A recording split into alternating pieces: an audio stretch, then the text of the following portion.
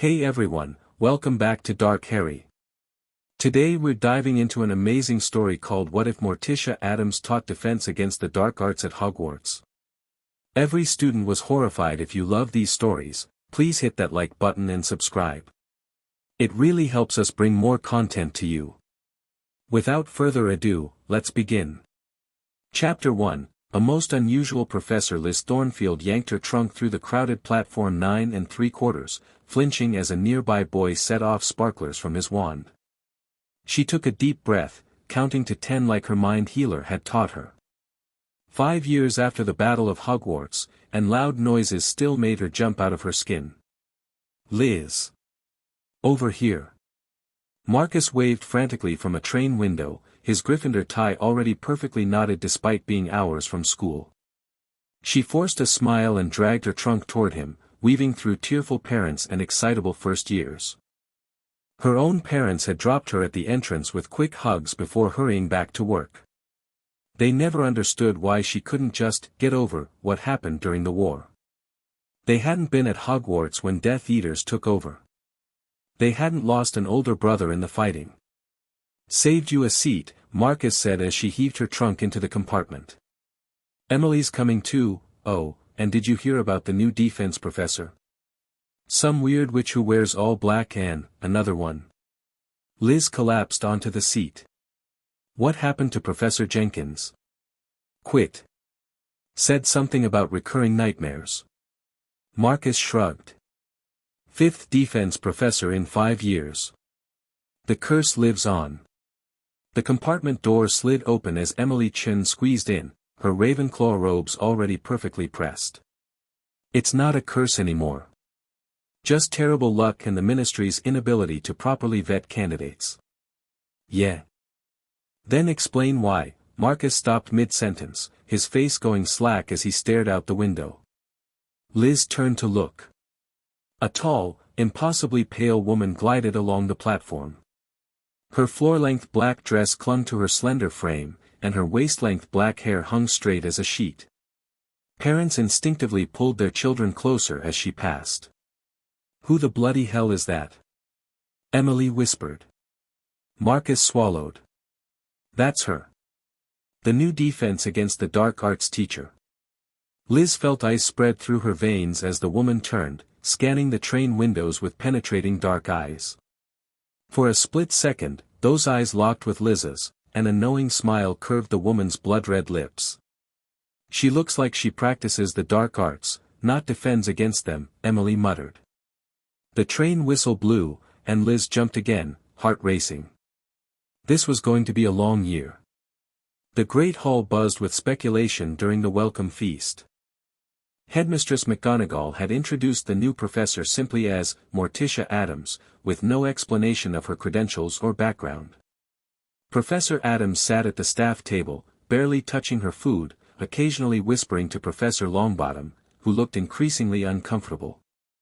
I heard she sleeps in a coffin, whispered Hannah Abbott, now a 7th year sitting across from Liz at the Hufflepuff table. My dad says the Addams family is practically royalty in dark magic circles, added Justin Finch-Fletchley. Not Death Eaters, but weird. Really weird. Liz pushed her treacle tart around her plate. Great. Just what I need in my OWL year. Maybe she'll be brilliant, offered Susan Bones optimistically. We could use a competent defense teacher for once. McGonagall tapped her glass, and the hall fell silent. Before you all depart to your dormitories, I have one additional announcement. This year, the Ministry of Magic will be sending an educational inspector to evaluate our teaching methods and curriculum. Groans rippled through the hall. Madam Theodora Whitehall will arrive tomorrow and will be observing classes throughout the term. I expect all of you to be on your best behavior. McGonagall's eyes lingered on the Gryffindor table. As students filed out, Liz felt someone watching her. She turned to find Professor Addams' dark eyes following her, that same cryptic smile on her lips. Liz hurried to catch up with her housemates, trying to ignore the prickle of unease crawling up her spine. Defense against the dark arts was scheduled first thing Monday morning. Liz arrived early, clutching her textbook like a shield. The classroom door stood open, but the room was pitch black inside. "Is class cancelled?" asked Emily, appearing at her side. Other fifth-year Hufflepuffs and Ravenclaws gathered in the corridor, peering uncertainly into the darkness. "Perhaps you're all waiting for an engraved invitation," came a silky voice from within the blackness. The students froze. Darkness is not to be feared, but understood. "Enter." One by one, they crept into the room. Liz's eyes strained to adjust, but the darkness was absolute. She fumbled for a desk, nearly colliding with someone. "Sorry," she whispered. "Wands away," Professor Addams instructed. "You won't need them yet." A match struck, and a single candle illuminated Professor Addams' face from below, casting eerie shadows. She stood at the center of the room, students gathered around her like moths. "Defense against the dark arts," she began, her voice a melodious purr, "is traditionally taught as a subject of light versus dark. Good versus evil. This is simplistic." The candle flickered as she moved, her face disappearing momentarily into shadow. To truly defend against darkness, one must know it intimately. Befriend it. Dance with it. She smiled, revealing teeth so white they seemed to glow. "By the end of this year, darkness will be your oldest, dearest companion." Emily raised her hand. "Professor, the OWL curriculum requires, you'll pass your examinations, Miss Chen. But I'm far more concerned with keeping you alive." Professor Addams snuffed the candle between her fingers without flinching. Lumos. Light flooded the room from her wand tip, temporarily blinding everyone. When Liz's vision cleared, she gasped. The classroom had been transformed. Gone were the desks and chairs. The walls were covered with arcane symbols, taxidermied magical creatures, and jars containing things Liz couldn't identify. In the center stood a large trunk, rattling ominously. "Can anyone tell me what this contains?" Professor Addams gestured elegantly toward the trunk. "A boggart," Emily answered immediately. "Indeed. 5 points to Ravenclaw." Professor Addams circled the trunk. "Most of you encountered these in your third year with Professor Lupin, I believe. You learned the ridiculous charm to transform your fear into something amusing." Liz remembered. Her boggart had turned into her brother's corpse. She hadn't been able to cast the spell. "Today, we will not be using ridiculous." Addams raised a slender hand as murmurs broke out. "The charm is effective, but it teaches avoidance rather than confrontation. True mastery over fear cannot be achieved through mockery." "Then how do we defeat it?" asked a Ravenclaw boy. "You don't." Professor Addams smiled. "Today, you will simply face it. Stand before your greatest fear and endure it. No wands. No spells. Just you and your terror, becoming acquainted." Panic bubbled in Liz's chest. This couldn't be happening. She had spent years in therapy learning to manage her trauma, not deliberately trigger it. "I'll demonstrate." Addams positioned herself before the trunk and flicked her wand. The lid creaked open. Mist poured out, swirling and coalescing into nothing. The space before Professor Addams remained empty, though she stared at it with casual interest. "Fascinating," she murmured. The students exchanged confused glances. Liz squinted, trying to see what wasn't there. After nearly a minute, Addams waved her wand, and the boggart retreated into the trunk. "Now, who would like to go first?" No one volunteered. "Very well. Miss Thornfield, perhaps you?" Liz froze. How did Addams know her name already? I don't think, the hesitant often have the most to gain." Addams gestured her forward with one long-nailed finger. Trembling, Liz approached the trunk. Her heart hammered so hard she felt lightheaded. "Wandless. Face your fear with nothing but yourself."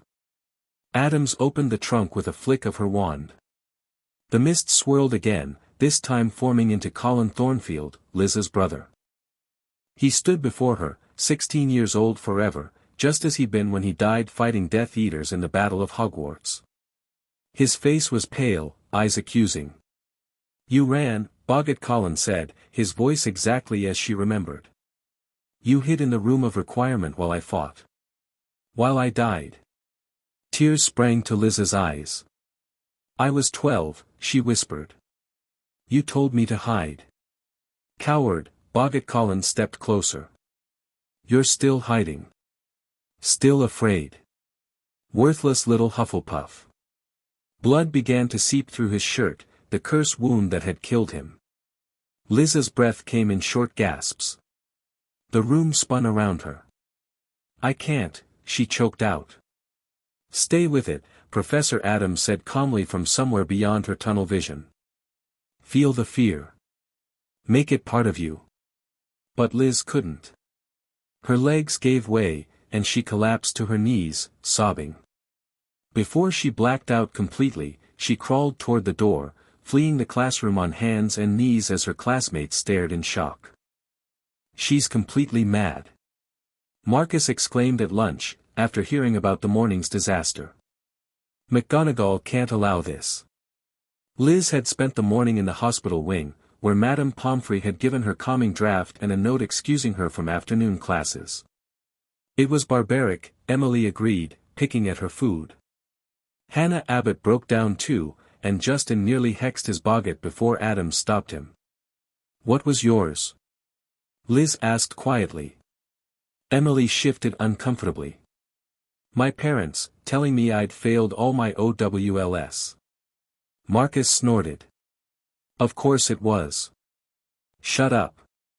At least I faced mine. Professor Addams said I did well." Emily straightened. "Actually, she said something interesting afterward. She said fear isn't the enemy, it's how we respond to fear that matters." "That's rubbish coming from someone who forces traumatized kids to face Boggarts without defense," Marcus retorted. Liz looked up at the staff table. Professor Addams was absent, but an unfamiliar witch in ministry robes sat beside McGonagall, scowling as she made notes on a clipboard. "Is that the inspector?" she asked. Marcus followed her gaze. "Theodora Whitehall. Dad says she's fanatical about traditional magical education. She was a big supporter of fudge back in the day. Bet she'll shut down Adam's class by the end of the week," Emily said. Liz should have felt relieved at the thought, but something nagged at her. Despite the morning's humiliation, she couldn't help wondering what Addams had seen, or not seen, when she faced her own Boggart.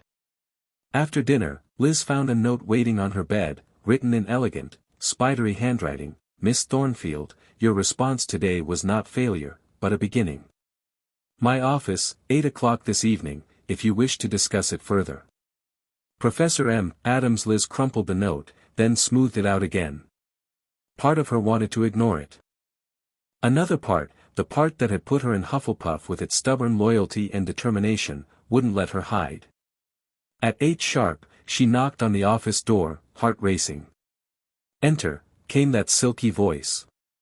The office was lit by dozens of black candles, casting a warm glow over walls lined with peculiar artifacts. A two-headed raven perched on a stand, both heads watching Liz curiously. Morticia Addams sat behind a desk carved with what appeared to be scenes of medieval torture. "Miss Thornfield. How delightful." She gestured to a surprisingly comfortable-looking chair across from her. "Please, sit." Liz perched on the edge of the seat, ready to bolt. "You wanted to see me, Professor." "I wanted to apologize." Addams folded her hands. "I pushed too hard, too quickly. Your file mentioned trauma from the war, but not its specifics." "You read my file before class?" Liz asked, surprised. "I read everyone's files. Preparation is essential in defense." Addams produced a small box from her desk drawer. "Have a truffle. My husband makes them, they're quite divine." Liz hesitantly took one. It was delicious, with hints of some exotic spice she couldn't identify. Your brother died heroically, Addams continued. Colin Thornfield. I've read accounts of his bravery during the Battle of Hogwarts. Tears threatened again. Yes. And you blame yourself for surviving. It wasn't a question. Liz stared at her lap. The living often do, Addams said softly. It's a peculiar form of arrogance, really. As though we have control over death. Liz's head snapped up. Arrogance? I was a coward. I hid while others fought. You were 12. Addams' dark eyes gleamed in the candlelight. Even the Addams children aren't allowed to participate in mortal combat until they're at least 13. A startled laugh escaped Liz before she could stop it. Addams smiled, a genuine expression that transformed her severe face. There's no shame in fear, Miss Thornfield. Only in allowing fear to rule you. That's what my class aims to teach, not fearlessness, but mastery over fear. By traumatizing students. By controlled exposure to what terrifies them. Addams rose, moving to a cabinet. The traditional approach to defense against the dark arts treats dark forces as external enemies to be vanquished. But darkness already exists within each of us. Denial only gives it power. She removed a small vial of silvery liquid. This is a diluted memory potion.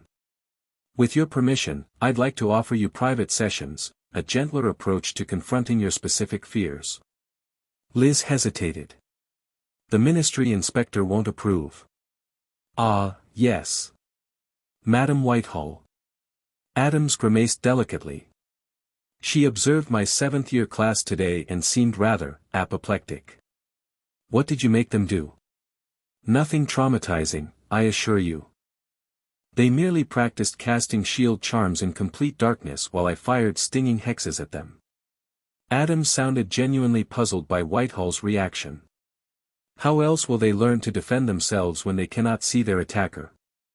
Despite everything, Liz found herself warming to this strange woman. I heard you were unconventional. A polite euphemism for disturbing, I expect. Addams returned to her seat. Miss Thornfield, I won't force you to return to my class. But I believe I can help you master your fears rather than be controlled by them. Not through avoidance, but through embrace. Liz considered. Every instinct told her to decline, to transfer to Beauxbatons or even quit school entirely. But she was tired of running. Tired of jumping at loud noises and crying herself to sleep. Okay, she said finally. But no more boggarts. Not yet. Addams inclined her head. We'll start slowly. Wednesday evenings, after dinner. Liz nodded, surprised at her own decision. Excellent. Oh, and Miss Thornfield. Do try the library's restricted section.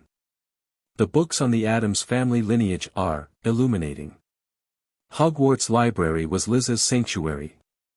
While other students dreaded research, she found peace among the towering shelves and ancient tomes. After her meeting with Professor Addams, she approached Madame Pants with a note requesting restricted section access. The librarian scrutinized the elegant handwriting. Professor Addams certainly has beautiful penmanship, she sniffed, reluctantly stamping the permission slip. The restricted section felt different at night, more alive somehow. Books shifted on their shelves, some whispering, others emitting soft moans. Liz moved cautiously, wand-light illuminating titles as she searched for anything mentioning the Addams family. She almost missed it, a slender volume bound in what appeared to be human skin, tucked between larger texts. Pure bloods of the netherworld, families beyond convention. Finding a secluded table, Liz carefully opened the book. The contents page listed dozens of families, from Astaroth to Zemeckis. She found Addams between Abyssborn and Alighieri and turned to the corresponding page. The Addams lineage traces back to the Salem witch trials, though family lore suggests far older origins in the Carpathian Mountains. Unlike most pure-blood families, the Addamses never aligned with conventional magical politics, finding both light and dark designations amusingly restrictive. Members of the family are known for exceptional magical abilities, particularly in necromancy, transfiguration, and mind arts. The family maintains residences in various countries, their primary estate reportedly unplottable and protected by generations of blood wards that have driven ministry officials to madness. Perhaps most notably, Addamses demonstrate unusual resistance to conventional dark magic, including the unforgivable curses. During Grindelwald's rise, Demon Addams famously invited the Dark Wizard to try again with feeling after being struck with the Cruciatus curse. Liz turned the page to find a family tree. Names and dates stretched back centuries, with curious notations beside many. Morticia's name appeared connected to Gomez Addams, with 2 children, Wednesday and Pugsley. A notation beside Morticia read, Mastery in Potions, Durmstrang, Specialization in Venomous Herbology. Known abilities in Wandless Magic and Death Omens. Interesting reading, Miss Thornfield. Liz nearly fell off her chair. James Blackwood stood behind her, his Slytherin prefect badge gleaming in the wand light. Tall and aristocratically handsome, James had a reputation for brilliance matched only by his ambition. Research, she managed, closing the book quickly. On our new professor. James slid into the chair opposite her, uninvited. Everyone's curious about her. My father says the Addamses are like magical royalty in certain circles. Liz eyed him warily. The Blackwoods had stayed neutral during both wizarding wars, neither supporting Voldemort nor opposing him. What do you want, Blackwood? Just conversation. He smiled disarmingly. Addams is fascinating, isn't she? Today she taught us about pain thresholds and their application in resisting the Imperius curse. Had us practice on each other. That's illegal, Liz blurted. James shrugged. A modified version. More about suggestion than control. His eyes gleamed. I was the only one who could resist completely. She said I had natural talent. Something about his pride made Liz uncomfortable. Good for you. She's offering me private lessons. He leaned forward. Advanced material. Beyond OWL level. Why are you telling me this? Because you're getting private lessons too. At her startled look, he grinned. The castle has eyes and ears, Thornfield. I'm curious why she's taken a special interest in a traumatized Hufflepuff. Anger flashed through Liz. Get out of my face, Blackwood. Just friendly curiosity. He stood, adjusting his robes. By the way, if you're researching the Addams family, you should look into their connection with something called the Midnight Man, supposedly their specialty. He sauntered away, leaving Liz with a chill that had nothing to do with the library's drafts. By Friday, the entire school was talking about Professor Addams' teaching methods. Third years had been taken to the Forbidden Forest at midnight to feel the difference in magical resonance after dark. Fourth years were learning to cast spells while suspended upside down. And sixth years were studying curse theory using texts so dark that several students had nightmares after reading them. Madam Whitehall had been seen storming from McGonagall's office multiple times, clipboard clutched to her chest, face purple with outrage. Liz had returned to defense class, sitting at the back, grateful that Addams hadn't singled her out again. Today they were learning about magical creatures that fed on fear. The Dementor is merely the most famous fear feeder, Addams explained, gliding between the desks. Less known but equally dangerous is the Naknitsa, a Slavic spirit that sits on the chests of sleepers, inducing nightmares it then consumes. She produced a small crystal vial containing what looked like black smoke. This is the captured breath of a Naknitsa. One drop on your pillow ensures nightmares of exquisite terror. Emily's hand shot up. Why would anyone want that? Exposure therapy, Miss Chen. Controlled nightmare experiences build resistance. Additionally, some divination traditions hold that authentic nightmares reveal truths about ourselves. Addams smiled. My husband and I use it recreationally, of course, but that's neither here nor there. Several students exchanged disturbed glances. For homework, I want 18 inches on fear-feeding creatures and methods of repelling them. Be creative, traditional approaches aren't always effective. She dismissed them with a wave. As Liz gathered her books, Addams called out, "Miss Thornfield, a moment." Liz approached the desk cautiously. "Our first private session is Wednesday," Addams reminded her. "I've also prepared this for you." She handed Liz a small bottle of purple liquid. 2 drops before sleep. It won't prevent nightmares, but it will allow you to recognize them as dreams and potentially control them. Lucid dreaming potion? Liz asked, examining the bottle. With my own modifications. The standard recipe is appallingly mild. Addams adjusted a skeletal paperweight on her desk. "Oh, and I understand you've been researching my family. Find anything of interest?" Liz hesitated. "Something about a midnight man?"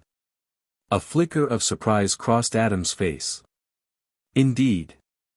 Though that's rather obscure knowledge." "Who mentioned it?" "James Blackwood." "Ah." Addams tapped a long nail against her desk. "Mr. Blackwood shows remarkable interest in unusual magical practices. Talent, too.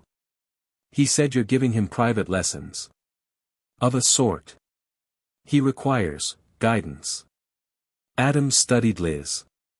"Be cautious around Mr. Blackwood. His ambitions may exceed his wisdom." Before Liz could ask what she meant, the classroom door burst open.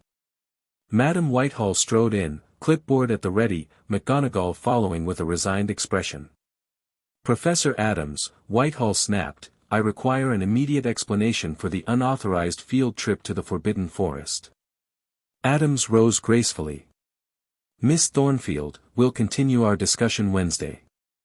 For now, it seems I must defend my educational methodology, again." Liz slipped out, but lingered by the door to listen. "Completely irresponsible," Whitehall was saying. "These methods violate every standard of magical education established since Hogwarts' founding. Innovation often appears irresponsible to the conventional mind," Addams replied calmly. "Students are having nightmares. Parents are sending owls. And I've received reports you're teaching 7th years to resist unforgivables by practicing on each other. A modified version, I assure you." "Madam Whitehall," McGonagall interjected, "while Professor Addams' methods are unconventional, they're dangerous." Whitehall slammed her clipboard down. "This woman is teaching children to embrace dark magic, not defend against it." "An artificial distinction," Addams said, voice cooling. "The best defense comes from understanding, not fear. The ministry will not stand for this. I'm recommending immediate suspension pending investigation." Liz backed away from the door, heart pounding. If Addams was suspended, what would happen to her private lessons? She'd finally found someone who might help her overcome her trauma, someone who understood that traditional methods weren't working. She hurried toward the Hufflepuff common room, so lost in thought she nearly collided with James Blackwood coming around a corner. "Eavesdropping, Thornfield?" he asked, eyebrow raised. "Not very Hufflepuff of you. What do you know about the Midnight Man?" Liz demanded, ignoring his taunt. James's smile faded. "Enough to know it's powerful magic." "Why? You brought it up. Why mention something so obscure?" He shrugged. "Testing a theory. The Addams family specializes in liminal magic, the spaces between life and death, waking and dreaming. And you're interested in that kind of magic?" "I'm interested in power." His honesty surprised her. "My family stayed neutral during the wars. Watched from the sidelines while others shaped history." Bitterness crept into his voice. "I don't intend to be a footnote, Thornfield." A chill ran through Liz. "What are you and Addams really working on in your private sessions?" "Reaching our potential." He stepped closer. "You could join us." Adam sees something in you, something beyond the frightened Hufflepuff act. It's not an act, Liz snapped. And I'm not interested in whatever you're planning. James studied her, then nodded. Your choice. But when you realize conventional magic can't fix what's broken inside you, the offer stands. He walked away, leaving Liz shaken. What had started as simple curiosity about her strange new professor was becoming something darker and more complex. And somehow, she was caught in the middle of it. That night, Liz stared at the purple potion Addams had given her. The sensible choice would be to pour it down the drain. Drinking mystery potions from a professor known for dark interests wasn't exactly self-preservation. But nightmares had plagued her since Colin's death. Standard dreamless sleep potions worked temporarily before losing effectiveness. Mind healers had taught her coping mechanisms that barely scratched the surface of her trauma. 2 drops, she murmured, carefully tipping the bottle over a glass of water. The liquid turned shimmering violet, then clear again. Her dorm mates were already asleep as she drank the potion and crawled into bed, drawing the curtains around her four-poster. The effect was subtle at first, a pleasant heaviness in her limbs, a softening of her racing thoughts. Sleep took her quickly, and dreams followed.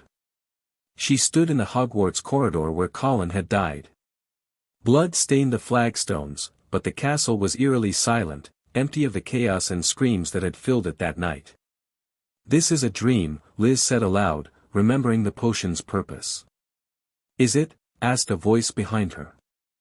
She turned to find Professor Addams, looking exactly as she did in waking life. You're not real, Liz said uncertainly. Define real. Dream. Addams smiled.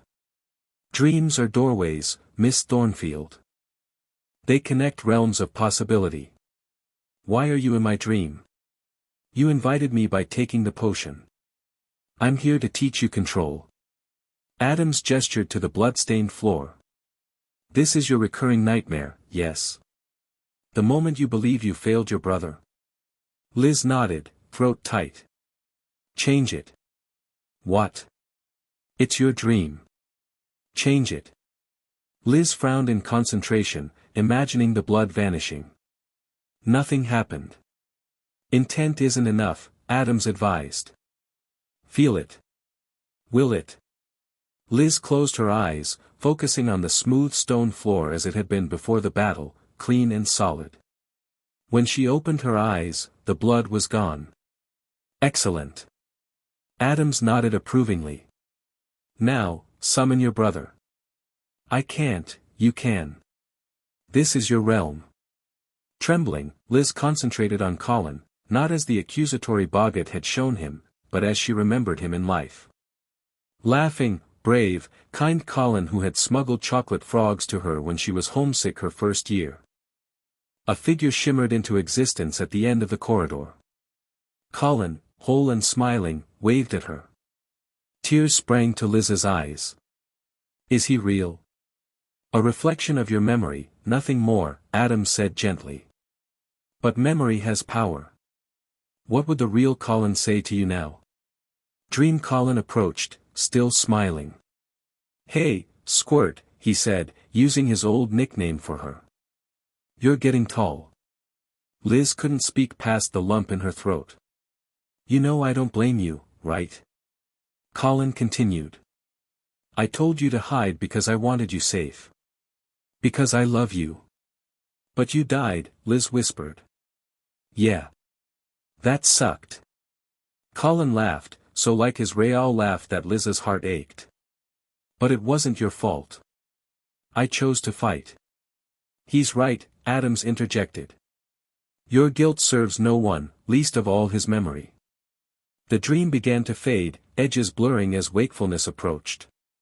Remember this feeling, Addams instructed as Colin's figure grew transparent. Dreams can heal what waking cannot reach. Liz woke to sunlight streaming through a gap in her bed curtains. For the first time in years, she felt rested, the familiar weight of guilt temporarily lifted from her chest. She couldn't tell if Addams had actually been in her dream or if the potion had simply created a projection from her subconscious.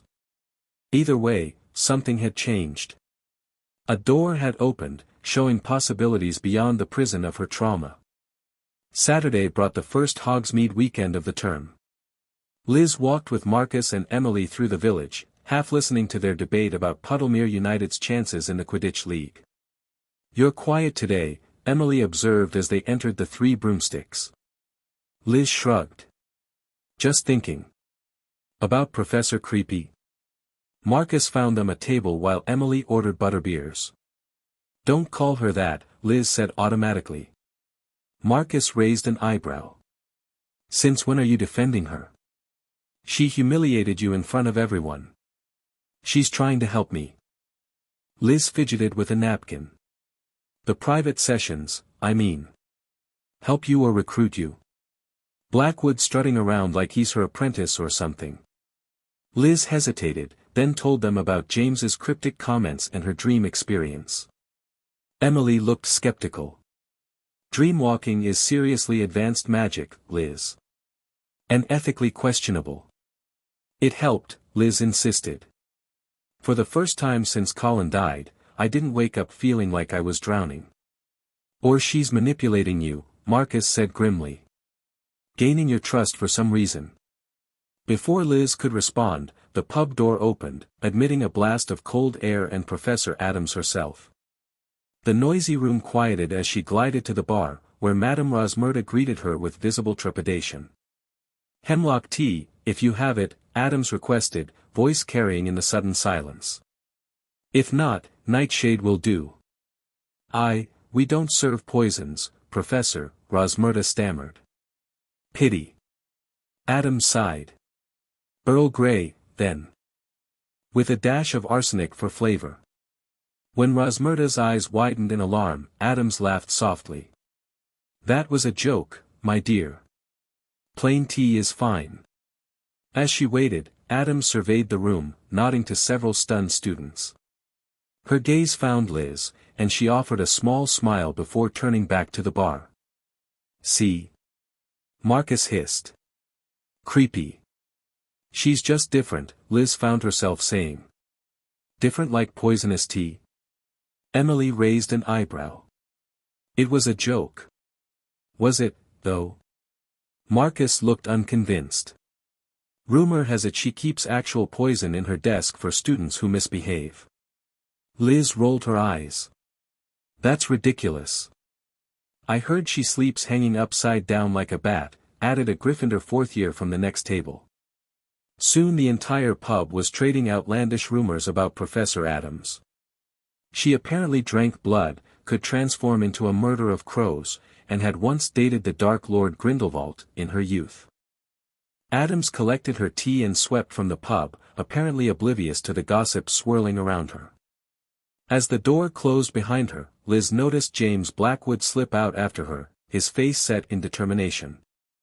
"I need some air," Liz muttered, leaving her butterbeer half-finished. Outside, she spotted Addams and Blackwood in intense conversation near the Shrieking Shack. James gesticulated emphatically while Addams listened, occasionally shaking her head. Liz edged closer, trying to catch their words without being seen.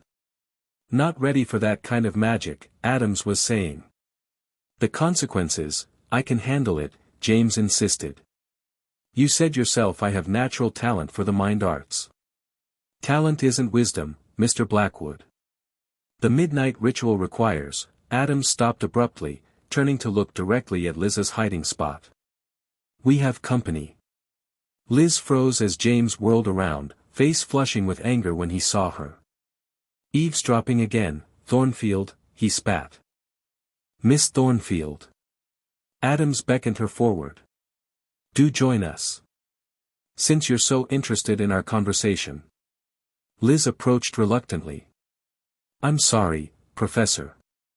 I was just curious." "Understandable." Addams's expression revealed nothing. Mr. Blackwood was just leaving. James looked ready to argue but thought better of it. "We'll continue this discussion later," he said tightly, then strode away toward the village. When he was out of earshot, Addams sighed. That young man's ambition outpaces his judgment. "What's the midnight ritual?" Liz asked before she could stop herself. Addams studied her thoughtfully. An old family practice. One not suitable for students, regardless of their talent. She gestured toward the shrieking shack. Did you know this building has the highest concentration of residual fear magic in Britain? The abrupt change of subject caught Liz off guard. I thought the hauntings were just Remus Lupin during his werewolf transformations. Originally, yes. But decades of fear leave traces. Magic responds to emotion, fear most powerfully of all. Addams turned back to Liz. Which is why your progress is so important. My progress? In mastering your fears. Addams's dark eyes seemed to see straight through her. Your dream work last night was exceptional for a first attempt. So it hadn't been just the potion. You were really there. In a manner of speaking. The potion creates a connection. Your subconscious recognized my magical signature and manifested me as a guide. Addams smiled. The conversation with your brother was entirely your creation, however. Your mind finding ways to heal itself. Relief washed over Liz. She'd been afraid Addams had somehow manufactured Colin's forgiveness, making it meaningless. Mr. Blackwood believes power comes from controlling fear, Addams continued. You're learning it comes from embracing it. That's far more valuable. Is that why you're helping me? Because you think I have some special ability with fear magic? I'm helping you because you're suffering unnecessarily. Addams's voice softened. Fear devours from within when we deny it. I lost my cousin Ophelia that way, consumed by unacknowledged terror until nothing remained but a husk. For the first time, Liz glimpsed genuine emotion beneath Addams's composed exterior. I'm sorry about your cousin. It was a valuable lesson. Addams straightened, mask sliding back into place. One I hope to spare others. Now, I believe your friends are looking for you. She nodded toward Emily and Marcus, who were exiting the Three Broomsticks. Wednesday evening, Miss Thornfield. Don't forget. Monday's defense class introduced a new element, Madam Whitehall sitting primly in the corner, clipboard poised. The classroom had returned to its conventional arrangement with desks and chairs, and Professor Addams had exchanged her flowing black gown for more traditional teaching robes, though still midnight black. Today we will discuss shield charms, Addams announced, her silky voice unchanged despite her altered appearance. Please open your textbooks to page 94. The students exchanged confused glances. This was nothing like Addams's previous teaching style. For the next hour, she delivered a methodical lecture straight from the textbook, occasionally writing key points on the blackboard. Madam Whitehall nodded approvingly, making notes. What's happening? Emily whispered to Liz. Did she get a personality transplant? Liz studied Addams's face, noting the subtle twitch at the corner of her mouth whenever Whitehall scribbled something. She's playing along, she whispered back. Look at her eyes. Indeed, Addams's dark eyes gleamed with sardonic amusement as she recited textbook passages about proper shield charm technique. For homework, she concluded as class ended, 12 inches on shield charm theory. Focusing solely on ministry-approved applications, of course. The last was delivered with a pointed glance at Whitehall. As students packed up, Whitehall approached Addams. Much improved, Professor. This is exactly the kind of structured teaching Hogwarts requires. I live to serve educational standards, Madam Whitehall. Addams's tone was so perfectly sincere that only someone looking for it would catch the irony. Whitehall either missed it or chose to ignore it. Continue in this vein, and my report to the ministry will reflect significant progress. How wonderful. Addams smiled thinly. Will you be observing all my classes this week? Oh no, I have a full schedule. Professor Flitwick tomorrow, then Longbottom. Whitehall tucked her clipboard under her arm. But I'll return Friday for your 7th year class. I look forward to it. As Whitehall departed, Liz lingered, pretending to search for a dropped quill. You can stop the charade, Miss Thornfield, Addams said, once they were alone. I'm aware you're curious about my performance. Liz straightened. You were different with her watching. Adaptation is a survival skill.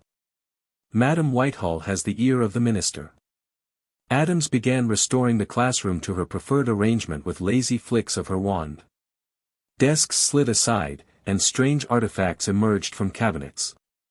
Politics requires occasional compromise. So you'll teach boring lessons whenever she's around? I'll teach ministry-approved lessons when officially observed. Addams smiled wickedly. What happens in my classroom the rest of the time remains between us. The door opened, admitting the next class, 7th years, including James Blackwood. He nodded coolly to Liz as he passed. Wednesday evening, Miss Thornfield, Addams reminded her. We have much to discuss. The library restricted section yielded nothing more about the midnight ritual, but Liz found references to liminal magic scattered through various texts. It seemed to involve magic performed at boundaries, between day and night, life and death, consciousness and dreaming. The Addams family name appeared frequently in these obscure references, often with warnings about the dangers of such practices. One book, Thresholds of Power, Magic at the Boundaries, contained a tantalizing passage. The Midnight Man, sometimes called the Night Walker or Dream Stalker, exists in the space between waking and sleeping. Summoning such an entity requires blood sacrifice and carries grave risk, as the summoner's consciousness may become untethered from physical form. The Addams lineage reportedly maintains hereditary pacts with such entities, explaining their unusual affinity for death-adjacent magic. The book provided no details on the actual ritual, only warnings about consequences ranging from insanity to soul displacement. Whatever James was pressuring Addams to teach him, it clearly exceeded standard magical education. On Wednesday evening, Liz approached Addams's office with growing trepidation. The corridor was dimly lit, shadows seeming to reach toward her as she walked. A scream echoed from somewhere distant, making her jump before she recognized it as the resident ghost nearly headless Nick demonstrating his partially severed neck for first years. Addams's office door stood ajar, candlelight spilling into the hallway. Liz knocked anyway. Enter, came the familiar purr. The office had been transformed. The desk was gone, replaced by a circular arrangement of candles surrounding a silver bowl filled with dark liquid. The walls seemed to have receded, the room appearing far larger than physically possible. Addams stood in the center, once again in her flowing black dress. Good evening, Miss Thornfield. What is all this? Liz gestured at the candles. A controlled environment for our work. Addams glided forward. Tonight we begin true fear mastery. Through more dream magic. Through confrontation. Addams indicated the silver bowl. This contains a modified Boggett essence, the distilled fear response rather than the creature itself. Liz stepped back. I'm not ready for that. You are. Addams's voice held absolute certainty. Your dream work shows remarkable progress. But dreams allow distance that reality does not. What exactly am I supposed to do? Place your hand in the bowl. The essence will read your deepest fear and manifest it, not physically, but as a sensory experience. Addams placed a reassuring hand on Liz's shoulder. I'll be with you throughout. At any point, you may withdraw your hand and end the exercise. Liz stared at the dark liquid. Will I see Colin again? Perhaps. Or something deeper. Addams's eyes glittered in the candlelight. True fear is rarely what we think it is. Drawing a deep breath, Liz stepped into the circle of candles. The liquid in the bowl looked like black mercury, reflecting her pale face as she leaned over it. Remember, Addams said softly, fear cannot harm you unless you allow it power. Feel it, acknowledge it, then release it. Liz plunged her hand into the bowl. Cold shot up her arm, spreading through her body like ice water in her veins. The office dissolved around her, replaced by swirling darkness that gradually resolved into the Hogwarts corridors during the battle. Screams and explosions surrounded her, but she couldn't see anyone, only shadows moving in the gloom. "Colin," she called, her voice sounding distant to her own ears. Footsteps approached from behind. Liz turned to find not her brother, but herself, 12-year-old Liz, wide-eyed and trembling. "You left him," her younger self accused. "You ran and hid." "He told me to," Liz whispered. "You wanted to." Young Liz stepped closer. "You were relieved when he sent you away. You didn't want to fight." The truth of it hit Liz like a physical blow. She had been relieved. Terrified of the battle, grateful for permission to hide while others fought. The guilt that had consumed her for years wasn't just about Colin's death, it was about her own cowardice. "I was 12, she said, voice stronger now.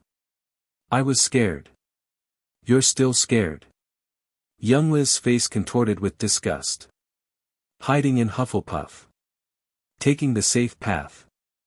Never standing up for anything. That's not true. Isn't it? You're letting that Whitehall woman drive away the only teacher who might actually help you. You're watching Blackwood pursue dangerous magic without warning anyone. You're still hiding." The accusation struck deeper than any boggart could. This wasn't about Colin anymore, this was about who she had become. A bystander. An observer.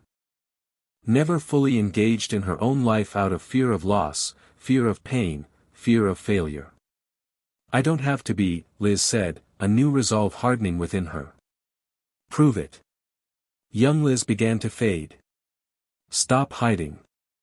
The vision dissolved, and Liz found herself back in Addams's office, hands still in the silver bowl. Tears streamed down her face, but she felt oddly calm, as though a weight she hadn't recognized had lifted. "What did you see?" Addams asked quietly. Liz withdrew her hand, the black liquid clinging momentarily before sliding off like water. "Myself," she answered. "The truth about my fear." "And what truth is that?" "It's not about failing Colin. It's about failing myself." Liz looked up at Addams. "I've been hiding from life since the war. Taking the path of least resistance. Never standing up for anything." Addams nodded, satisfaction in her dark eyes. "The first step toward mastery is accurate diagnosis. You've identified the disease, now we can begin treatment." "How?" Liz asked. "By giving you opportunities to choose courage over safety." Addams banished the bowl with a wave of her hand, the office returning to its normal dimensions. "Starting with a decision, will you continue these sessions, knowing they will become increasingly challenging? Or will you return to comfortable avoidance?" The old Liz would have hesitated, looked for a middle ground, tried to please everyone. The Liz who had just confronted her deepest fear didn't hesitate. "I'm continuing," she said firmly. "And I want to know what James Blackwood is up to with this midnight ritual." Addams's eyebrows rose slightly. "You've been researching. Not hiding anymore, remember?" Liz crossed her arms. "If it's dangerous, why are you helping him?" "I'm not." Addams sighed, looking genuinely concerned. "I've refused his requests repeatedly. Mr. Blackwood wishes to communicate with entities beyond normal perception. His ambition is concerning. Then why offer him private lessons at all? To direct his interests toward safer channels. To provide supervision." Addams studied Liz thoughtfully. "Perhaps I've miscalculated with him. What if he tries the ritual on his own? That would be unfortunate." Addams's expression darkened. "The consequences could extend beyond Mr. Blackwood himself. Then stop him. It's not that simple. Magical law protects students' autonomy in pursuing knowledge, provided no explicit harm is intended." Addams straightened. "But your concern is noted, Miss Thornfield. And perhaps a sign of your progress, choosing involvement over comfortable ignorance." Liz felt a chill. Addams seemed genuinely worried about James's intentions, yet constrained in her ability to intervene. "What can I do?" Keep your eyes open. Report anything unusual. Addams moved to her desk, which had reappeared. And continue your own training. The stronger you become in facing your fears, the better equipped you'll be to face whatever comes. As Liz left the office, she couldn't shake the feeling that Addams was preparing her for something beyond simple trauma recovery. The private lessons, the cryptic warnings about James, the emphasis on mastering fear, it all pointed to some greater purpose. For the first time since Colin's death, Liz felt fully present in her own life, aware of choices and consequences beyond mere survival. Whether Addams's influence was blessing or curse remained to be seen, but one thing was certain, Liz Thornfield was done hiding. The next morning, a commotion in the great hall drew Liz's attention during breakfast. A tall, mustachioed man in an outlandishly striped suit strode between the tables, twirling a walking stick and beaming with manic energy. "Cara mia," he called, spotting Professor Addams at the staff table. "Mi amor." Addams rose gracefully, a genuine smile transforming her usually austere features. "Gomez, darling. What a delightful surprise." The man bounded to the staff table, seized Addams's hand, and kissed his way up her arm with theatrical passion. McGonagall looked scandalized, while the students watched in fascinated horror. "Students," Addams announced, seeming oblivious to the spectacle they were creating, "may I introduce my husband, Gomez Addams." Gomez bowed with a flourish. "Enchanted. Absolutely enchanted to meet my Titia's protégés." "Mr. Addams," McGonagall said stiffly, "we weren't expecting visitors today. The best surprises are unannounced, headmistress." Gomez laughed. "I was passing through London, business with Gringotts, terribly dull, and couldn't resist seeing my beloved at work." "I'm afraid I have classes to teach, mon cher," Addams told him. "French, Tish." Gomez grabbed her again, kissing her hand fervently. "You know what that does to me." Several first years giggled nervously. McGonagall cleared her throat loudly. "Perhaps you could observe my lessons today, darling," Addams suggested. "The students would benefit from your expertise in magical self-defense." "Splendid idea." Gomez twirled his walking stick. "I'll share my technique for escaping burial alive, essential knowledge for any young witch or wizard." McGonagall looked ready to object, but Addams smoothly interjected, "Perhaps something more curriculum appropriate, my love." Liz watched the exchange with fascination. Addams seemed completely transformed in her husband's presence, still elegant and somewhat macabre, but with a warmth and animation previously hidden. That afternoon, Liz attended defense class with heightened curiosity. Gomez Addams sat perched on his wife's desk, swinging his legs like an excited child. "Today," Professor Addams announced, "we have the privilege of a guest instructor. My husband will demonstrate several advanced defensive techniques not found in standard textbooks." Gomez leapt to his feet. "Greetings, young scholars. Now, who can tell me the primary weakness of most defensive spells?" Emily raised her hand. "They require conscious casting." "Excellent observation, Miss Chen." Emily Chen. 5 points to Ravenclaw. Gomez beamed. "Precisely right. When attacked, you waste precious seconds raising your wand and forming the spell. But what if your body could react automatically? What if defense became instinct rather than thought?" He drew his wand with lightning speed. "My lovely wife, if you would assist." Professor Addams pointed her wand at Gomez without warning, firing a spell so quickly Liz barely saw it. Yet Gomez wasn't where the spell struck, he had somehow moved aside with inhuman speed. "Magical reflexes," he declared triumphantly. "The body sensing and responding to magical energy before conscious thought." For the next hour, Gomez demonstrated techniques for developing magical sensitivity and automatic responses. Students practiced sensing magic without seeing it, identifying spell types by their energy signature, and moving in response to magical threats without conscious decision. It was exhausting but exhilarating. Liz found herself laughing when Gomez dramatically narrated her successful dodge of a mild stinging hex. Magnificent evasion, Miss Thornfield. The grace of a gazelle, the instincts of a Kneazle. By the end of class, everyone was sweaty and disheveled but grinning.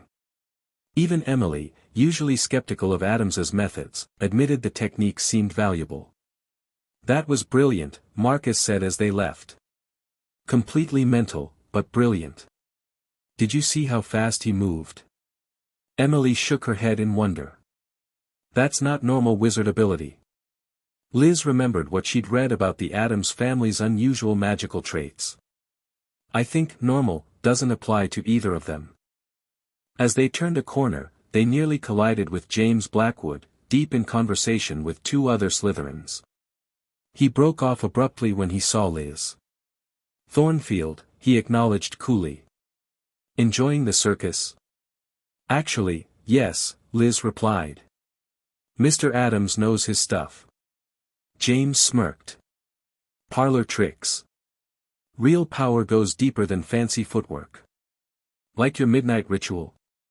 Liz challenged, ignoring Marcus and Emily's confused looks. James's expression hardened. Careful, Thornfield. Curiosity has consequences.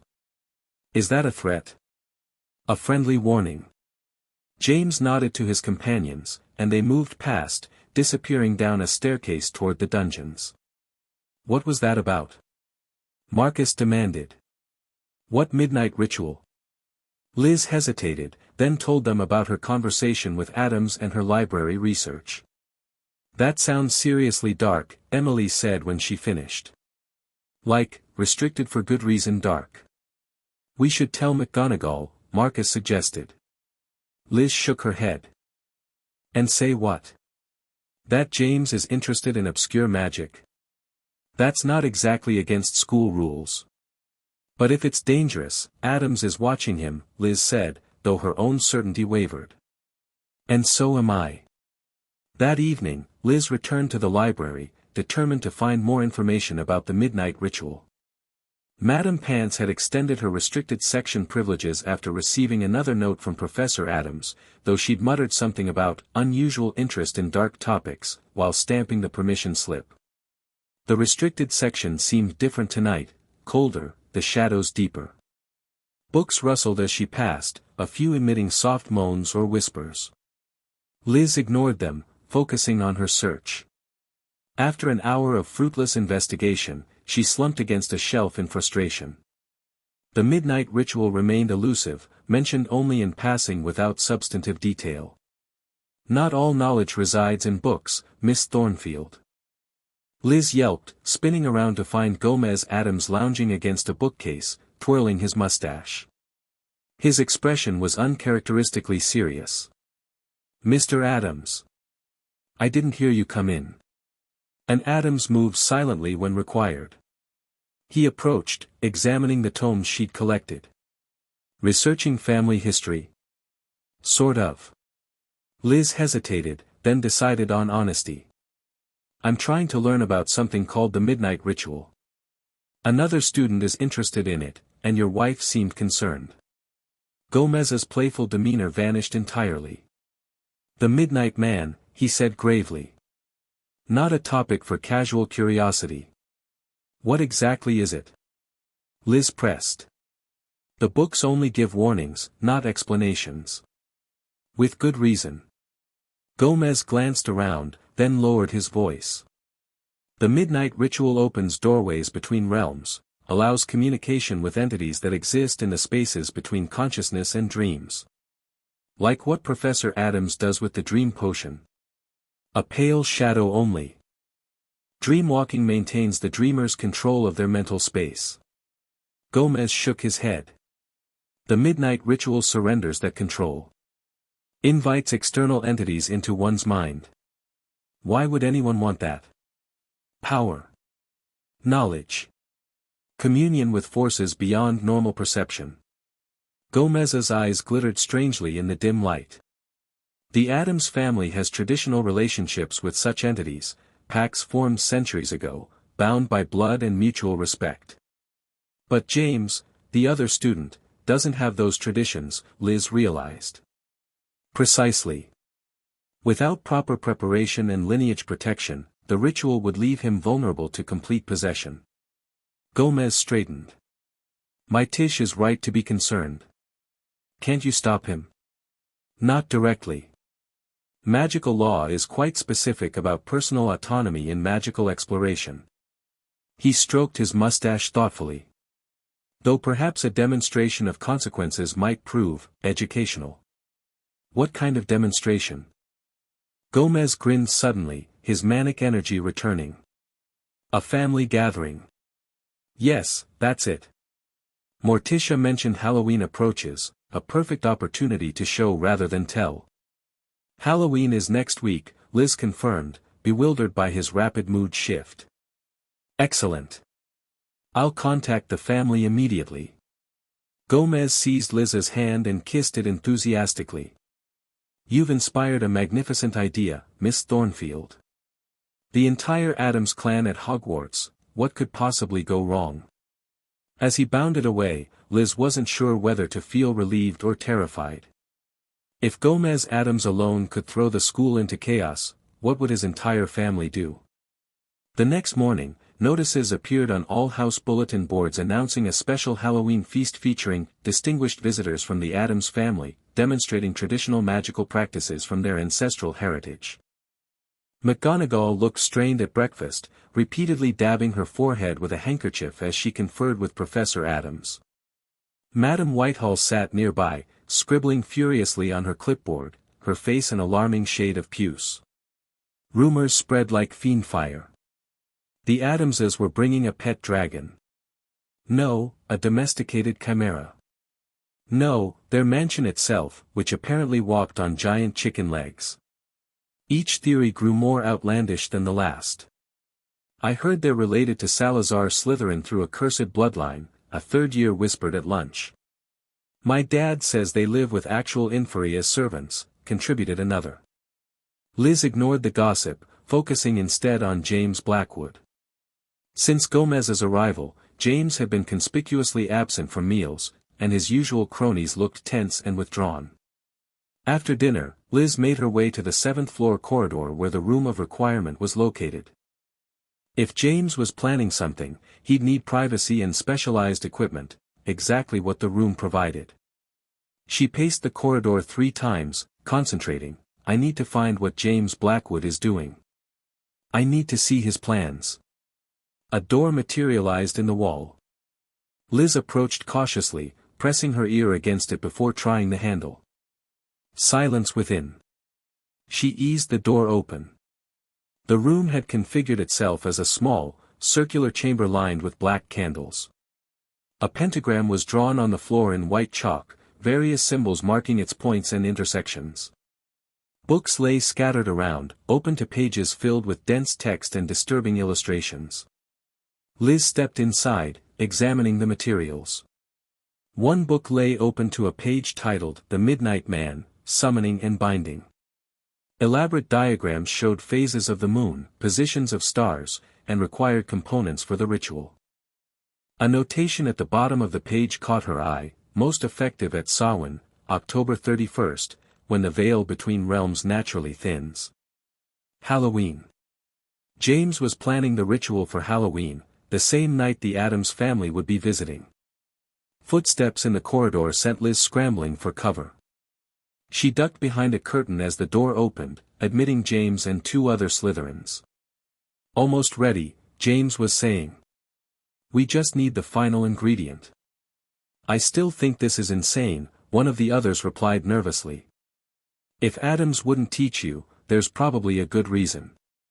Addams is protecting family secrets, nothing more. James examined the pentagram critically. The Midnight Man grants power and knowledge beyond anything taught at Hogwarts. Imagine never fearing anything again. Imagine knowing exactly how to manipulate anyone's deepest terrors. And it has to be Halloween, asked the second Slytherin. Maximum potency. James nodded. While everyone's distracted by Addams's freak show of a family, we'll complete the ritual and harness power they've monopolized for generations. Liz pressed herself harder against the wall, barely daring to breathe. This was worse than she'd imagined. James wasn't just experimenting, he was deliberately planning to perform dangerous magic when the school would be most vulnerable. "What about the final ingredient?" the first Slytherin asked. "The book says it needs to be personal fear freely given." James smiled coldly. "I found the perfect donor. Someone who's practically drowning in fear, Thornfield." Liz's blood froze. "How will you get her to freely give her fear?" The skepticism in the Slytherin's voice was obvious. "She trusts Addams completely. I'll tell her the professor sent me to collect a fear sample for their private sessions." James laughed. Hufflepuffs are so pathetically eager to please. Anger replaced Liz's fear. She'd been underestimated her entire life, the scared Hufflepuff, the traumatized survivor, the passive bystander. Even now, when she was actively investigating James's plans, he dismissed her as gullible and weak. The Slytherins continued discussing logistics while Liz remained hidden, gathering as much information as possible. They planned to meet at 11:30 p.m. on Halloween, slipping away from the feast during the Addams family's main presentation. When they finally left, Liz waited several minutes before emerging from her hiding spot. She needed to warn Professor Addams immediately, but first, she'd document everything she'd seen. No one would dismiss her concerns without evidence. Using a quick duplication charm Emily had taught her, Liz copied several pages from James's books. She photographed the pentagram arrangement with a magical instant camera borrowed from the Muggle Studies classroom. Finally, she collected a small sample of the materials James had prepared, storing them in a vial conjured from a handkerchief. Evidence in hand, Liz hurried toward Professor Addams's office, her mind racing. For the first time since Colin's death, she felt completely present, engaged in something larger than her own trauma, fighting rather than hiding. Whatever happened next, one thing was certain: James Blackwood would not underestimate her again. Chapter 2, Darkness and Light. Professor Addams wasn't in her office. Liz clutched her evidence against her chest, panic rising as she knocked for the third time. The corridor darkened suddenly, torches dimming as if responding to her anxiety. "Looking for me, Miss Thornfield?" Professor Addams materialized from the shadows, her pale face luminous in the gloom. Liz jumped, nearly dropping her materials. "Professor. I need to tell you something urgent." Addams's eyes flickered to the papers in Liz's hands. "Come inside." The office door swung open without Addams touching it. Once inside, Liz spilled everything: James's plans for the midnight ritual, his intention to use her fear as an ingredient, the Halloween timing. Addams listened silently, examining the copied pages and photographs. Her expression remained neutral, but the temperature in the room dropped noticeably. "I appreciate your thoroughness," she said finally. "These are precisely the materials one would need for contacting the Midnight Man." "So you'll stop him?" Liz asked eagerly. "It's not that simple." Addams placed the evidence on her desk. "Mr. Blackwood has not yet broken any school rules or magical laws.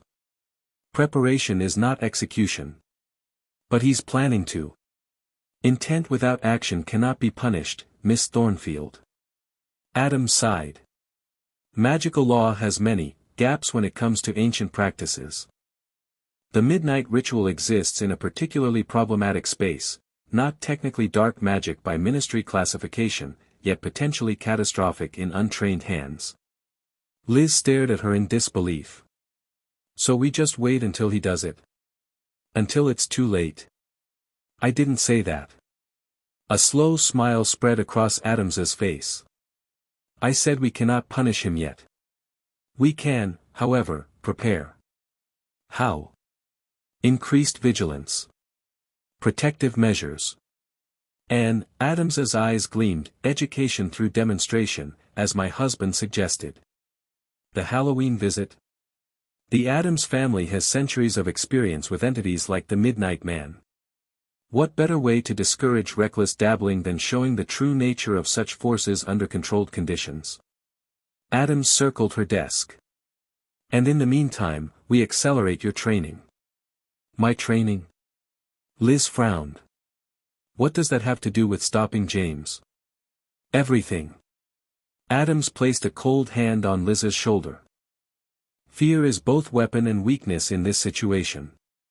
Mr. Blackwood seeks to manipulate fear, yours specifically.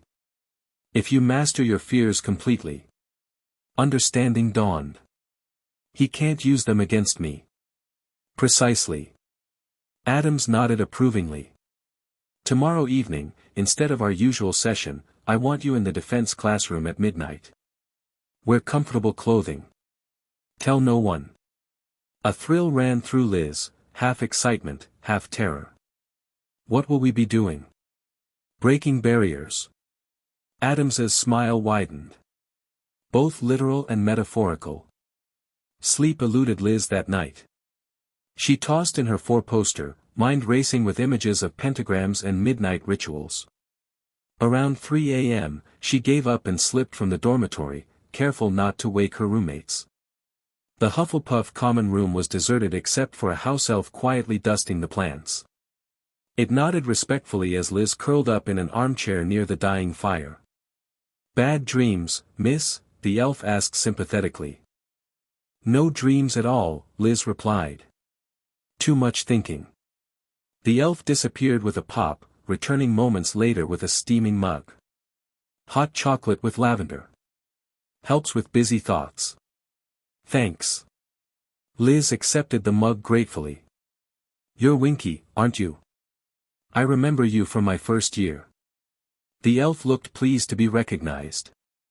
Yes, miss. Winky is doing much better now. No more butterbeer. Liz sipped the chocolate, feeling warmth spread through her. Winky, have you noticed anything strange in the castle lately? Since Professor Addams arrived? Winky's ears twitched nervously. Strange how, miss? I don't know. Unexplained events. Students acting oddly. Unusual magic. The elf fidgeted with her tea towel uniform. Winky doesn't like to gossip about professors. I'm not asking you to say anything bad about Professor Addams, Liz clarified quickly. I'm concerned about another student who might be doing dangerous magic. Winky leaned closer. Winky has noticed students having terrible nightmares. More than usual. Crying out in sleep, waking with scratches they don't remember getting. Which students? Many. From all houses. Winky wrung her hands. And last night, Winky found strange markings in the North Tower. Like someone was drawing with ash on the stones. What kind of markings? Circles inside circles. Symbols Winky didn't recognize. The elf shuddered. They felt hungry. A chill ran through Liz despite the hot chocolate. Hungry how? Magic can feel different ways, miss. Some magic feels warm, some sharp, some heavy. These marks felt hungry. Winky's huge eyes were solemn. Like they wanted something from anyone who passed. Before Liz could ask more, another house elf appeared with a crack. Winky. Professor McGonagall is calling for cleanup in Ravenclaw Tower. Students sick everywhere. Winky stood immediately. Winky must go. Be careful, miss. Castle doesn't feel right lately. The elves disappeared, leaving Liz alone with her thoughts. Nightmares across all houses. Mysterious symbols. Had these phenomena started with Addams's arrival, or with James's experimentation? Dawn was breaking by the time Liz returned to her dormitory. She dressed quickly, deciding to investigate the North Tower before breakfast. If James was preparing other locations for his ritual, she needed to know. The North Tower was deserted at this early hour. Liz climbed the spiral staircase, wand lit against the gloom. Near the top, she paused, noticing a darkened patch on the stone wall. Closer inspection revealed exactly what Winky had described, concentric circles drawn in what appeared to be ash, with angular symbols between the rings. Liz recognized some from the books in the room of requirement, symbols for doorways, thresholds, and binding. She reached out tentatively, fingers hovering near the markings. Winky was right, they seemed to emanate a strange energy, a pulling sensation like a gentle vacuum against her skin. "I wouldn't touch that if I were you," came a dreamy voice from behind her. Liz whirled around to find Luna Lovegood standing on the stairs. Though she had graduated years ago, Luna occasionally returned to Hogwarts to guest lecture in care of magical creatures. "Luna! What are you doing here?" "Following the Raxperts. There's an unusual concentration in the towers lately." Luna studied the markings with detached interest. "Doorway symbols. Someone's trying to thin the barriers." "Between what and what?" Liz asked, though she suspected she knew. "Waking and dreaming, I'd say. Though it could also be living and dead." Luna tilted her head. "The technique is crude. Effective, though. You recognize these? My father published an article on threshold magic last year. These particular arrangements are Carpathian in origin." Luna produced her wand and waved it in a complex pattern over the marks. They glowed briefly blue, then faded from the stone. "There. Closed for now. Why are you really here, Luna?" Liz asked suddenly. Luna smiled vaguely. "Neville mentioned unusual occurrences. I'm sensitive to certain magical disturbances." Her protuberant eyes focused sharply on Liz. "You've been working with Professor Addams." It wasn't a question, but Liz nodded anyway. "She's fascinating, isn't she? Like being in the presence of something ancient and only partially human." Luna spoke without judgment, simply observing. "Be careful with the fear work, though. It leaves openings if not properly closed." "Openings for what?" "Things that feed on fear, of course." Luna began descending the stairs. "You should come to breakfast. The coffee is particularly good today. I added dirigible plum essence to the kitchen stores." Liz followed, more questions burning in her mind, but Luna had already moved on to describing the mating habits of Thestrals to a portrait of a confused medieval knight. Double potions with the Slytherins kept Liz from investigating further until afternoon. She caught James watching her several times during class, his expression calculating. When their eyes met, he smiled coldly, raising an eyebrow as if sharing a private joke. "What's with Blackwood?" Marcus whispered as they chopped valerian roots. "He's staring at you like a cat eyeing a wounded bird." "It's nothing," Liz murmured, focusing on her potion. "Doesn't look like nothing." Marcus frowned. "Has he been bothering you?" "I can handle James Blackwood." Liz added her roots to the cauldron with more force than necessary, causing the potion to bubble alarmingly. "Miss Thornfield," Professor Slughorn called from across the dungeon, "a gentler touch, if you please. Dreamless sleep potion requires precision." "Sorry, Professor," Liz called back, adjusting the flame beneath her cauldron. James snickered at the next table. "Having trouble sleeping, Thornfield? Nightmares getting worse?" Liz ignored him, but his comment sent a ripple of unease through the class.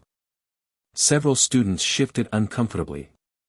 "I had that dream again last night," a Slytherin girl whispered to her partner. "The one where I'm buried alive and can't scream." "Me too," another student admitted. "Except I was trapped in the lake with the giant squid." Professor Slughorn cleared his throat loudly. "That's enough chatter. Back to your potions." But the damage was done. Throughout the room, students exchanged tales of disturbing dreams, each seemingly worse than the last. Liz listened, connecting this to what Winky had told her. The nightmares weren't isolated incidents, they were spreading throughout the school. As class ended, Liz purposely dawdled, watching James. He separated from his friends, telling them he'd catch up later. Instead of heading to lunch, he turned toward the 7th floor. Liz followed at a distance, ducking behind suits of armor and tapestries when he looked back. As expected, James paced 3 times before a blank wall, and the room of requirement appeared. He slipped inside, the door vanishing behind him. Frustrated, Liz tried the same process, concentrating on finding where James had gone. No door appeared. He must have specifically excluded others from entering while he worked. Spying is traditionally a Slytherin trait, came Professor Addams's silky voice from behind her. Liz jumped. Professor. I was just following Mr. Blackwood. Yes, I observed. Addams glided forward, examining the blank wall. The room of requirement. Ingenious creation, a space that becomes exactly what one needs. He's in there working on the ritual, Liz said. I can't get in to see what he's doing. Nor should you attempt to. Direct confrontation would only accelerate his plans. Addams turned away from the wall. Walk with me, Miss Thornfield. They moved through the corridors in silence for several minutes. Liz noticed students giving them a wide berth, some making subtle protective gestures as Addams passed. You're developing quite a reputation, Addams remarked, nodding toward a group of whispering first-years. The Hufflepuff who consorts with darkness. Liz hadn't considered how her association with Addams might appear to others. I'm not consorting with darkness. Aren't you? Addams smiled. Our midnight session tonight. Your investigation of threshold magic. Your growing comfort with fear itself. That's different. I'm learning to overcome fear, not embrace darkness. A meaningless distinction. Addams stopped before a window overlooking the grounds. Light cannot exist without shadow, Miss Thornfield. To truly master one, you must understand both.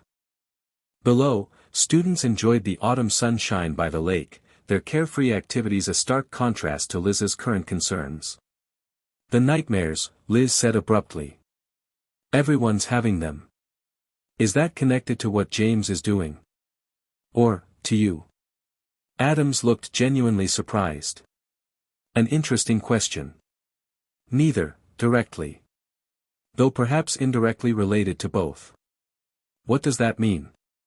It means, Miss Thornfield, that Hogwarts has many secrets, not all of them benign. Addams's voice lowered. The castle has stood for over 1,000 years, accumulating residual magic, absorbing the emotional energy of countless witches and wizards. Fear, joy, ambition, despair, all leave traces. And something stirring up the fear traces? Perhaps. Addams studied Liz thoughtfully. Or perhaps something is feeding on them. Growing stronger. The casual way she delivered this chilling possibility made it even more disturbing. Shouldn't we tell McGonagall? The headmistress has been informed of my concerns. Addams began walking again. Until we have concrete evidence, however, there's little to be done beyond watchfulness. And our midnight session? Liz asked. We'll proceed as planned. Addams paused at a staircase. Tonight, you'll begin learning to separate fear from power, to experience terror without being controlled by it. How exactly do we do that? Addams's smile was enigmatic. By facing what terrifies you most, in complete darkness, without your wand. You can't be serious, Emily said when Liz described her plans for that night. They sat by the lake, enjoying a rare hour of free time before dinner. Secret midnight training with Addams? After everything you've told us about James and these nightmare symbols? It's not like I'll be alone with her, Liz argued, though Addams hadn't mentioned anyone else attending. And she's trying to help me. Help you what? Marcus tossed a stone into the lake, watching ripples spread. Become junior professor of creepiness? Help me stop being afraid, Liz snapped. You don't know what it's like, having panic attacks every time someone slams a door too loudly. Waking up screaming because you saw your brother die again in your dreams. Her friends fell silent, exchanged uncomfortable glances. We're worried, that's all, Emily said finally. Addams isn't like other professors. That's why her methods work when others don't. Liz softened her tone. Look, I know it sounds strange, but I'm making progress. Real progress. For the first time since Colin died. Marcus sighed. Just promise you'll be careful. And maybe tell us where you'll be, in case you don't come back. Defense classroom, Liz said. Midnight. I still think, Emily began, then stopped, staring over Liz's shoulder. What is that? Liz turned. A figure stood at the forest's edge, partially obscured by shadows despite the bright afternoon sun. It appeared to be watching them. Probably just Hagrid, Marcus suggested, squinting. Too small for Hagrid, Emily said. The figure moved slightly, and Liz caught a glimpse of pale skin and what looked like a black dress or robe. Maybe it's Wednesday Addams. I heard she might visit with Gomez. As if hearing its name, the figure retreated into the forest. That wasn't Wednesday, Emily said with certainty. It didn't look solid somehow. A shiver ran through Liz. Let's go inside. They gathered their books quickly, the peaceful afternoon shattered by the strange sighting. As they climbed the slope toward the castle, Liz glanced back. The forest's edge remained empty, but she couldn't shake the feeling they were still being watched. Inside, the great hall buzzed with fresh gossip. A third-year Gryffindor had been found wandering the astronomy tower at dawn, unable to recall how she got there or why she had scratched strange symbols into her arms with a quill. Just like Kevin Winters last week, a nearby fifth-year whispered. He woke up on the Quidditch pitch with no memory of leaving his dormitory. And Patricia Zhang before that, added another. Found in the prefect's bathroom in a trance. Liz listened carefully, mentally adding these incidents to her growing list of strange occurrences. When Professor Addams entered the hall for dinner, conversations quieted momentarily before resuming with increased intensity. McGonagall stood, tapping her glass for attention. Before we begin our meal, I have an announcement. In light of recent incidents, we will be implementing a temporary curfew. All students must be in their common rooms by 9 o'clock. Prefects will conduct hourly checks, and anyone found out of bounds will face serious consequences. Groans and protests filled the hall. Additionally, McGonagall continued over the noise. Professor Addams will be conducting specialized defensive training for prefects and 7th years, focusing on protection against magical sleep disturbances and involuntary trances. Liz caught James's eye across the hall. He smirked, raising his goblet in a mock toast. She looked away, unsettled by his confidence despite the increased security measures. At the staff table, Madam Whitehall scribbled furiously on her clipboard, shooting venomous glances at both McGonagall and Addams. The ministry inspector clearly disapproved of the situation, though whether she blamed Addams for the disturbances or merely for the response remained unclear. At 11:45, Liz slipped from the Hufflepuff common room under a disillusionment charm Emily had taught her. The spell wasn't perfect, careful observers could still detect a slight distortion, but it was better than nothing against patrolling prefects. The corridors were eerily silent, torches dimmed for the night. Twice Liz had to flatten herself against walls as prefects passed, holding her breath until they turned corners. She reached the defense classroom at 5 minutes to midnight, finding the door unlocked but the room completely dark. Professor Addams, she whispered, stepping inside. No answer. Liz fumbled for her wand, considering a Lumos spell despite Addams's instructions to leave it behind. Before she could decide, the door swung shut with a definitive click. Total darkness enveloped her. Not the ordinary darkness of a nighttime room, but something deeper, magical darkness that swallowed light and muffled sound. Liz's breath quickened, her heart pounding against her ribs. Good evening, Miss Thornfield. Addams's voice seemed to come from everywhere and nowhere. You're precisely on time. Commendable. I can't see anything, Liz said, hating how her voice trembled. That's rather the point.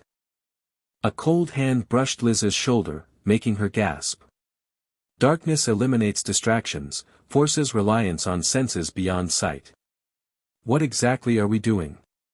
Separating fear from response. Addams's voice moved around the room. You will experience terror tonight, Miss Thornfield. Genuine, visceral terror. But you will not run. You will not hide. You will feel it fully while maintaining complete control of your actions. Something rustled in the darkness, fabric moving, or perhaps something less innocuous. Liz strained to identify the sound. Your heartbeat has increased, Addams observed. Your breathing is shallow. Classic fear responses. Notice them. Accept them. But do not allow them to dictate your behavior. Easy for you to say, Liz muttered. Addams laughed softly. Is it? What makes you think I don't experience fear, Miss Thornfield? You're boggart. There was nothing there. An incorrect assumption. My boggart manifests as something beyond conventional perception. Addams's voice drew closer. I feel fear as keenly as anyone. I simply don't permit it to control me. A sudden skittering sound came from Liz's left, like many small legs moving rapidly across stone. She jerked away instinctively. What was that? She demanded. The first test. Addams sounded pleased. Tell me, Miss Thornfield, what creatures frighten you most?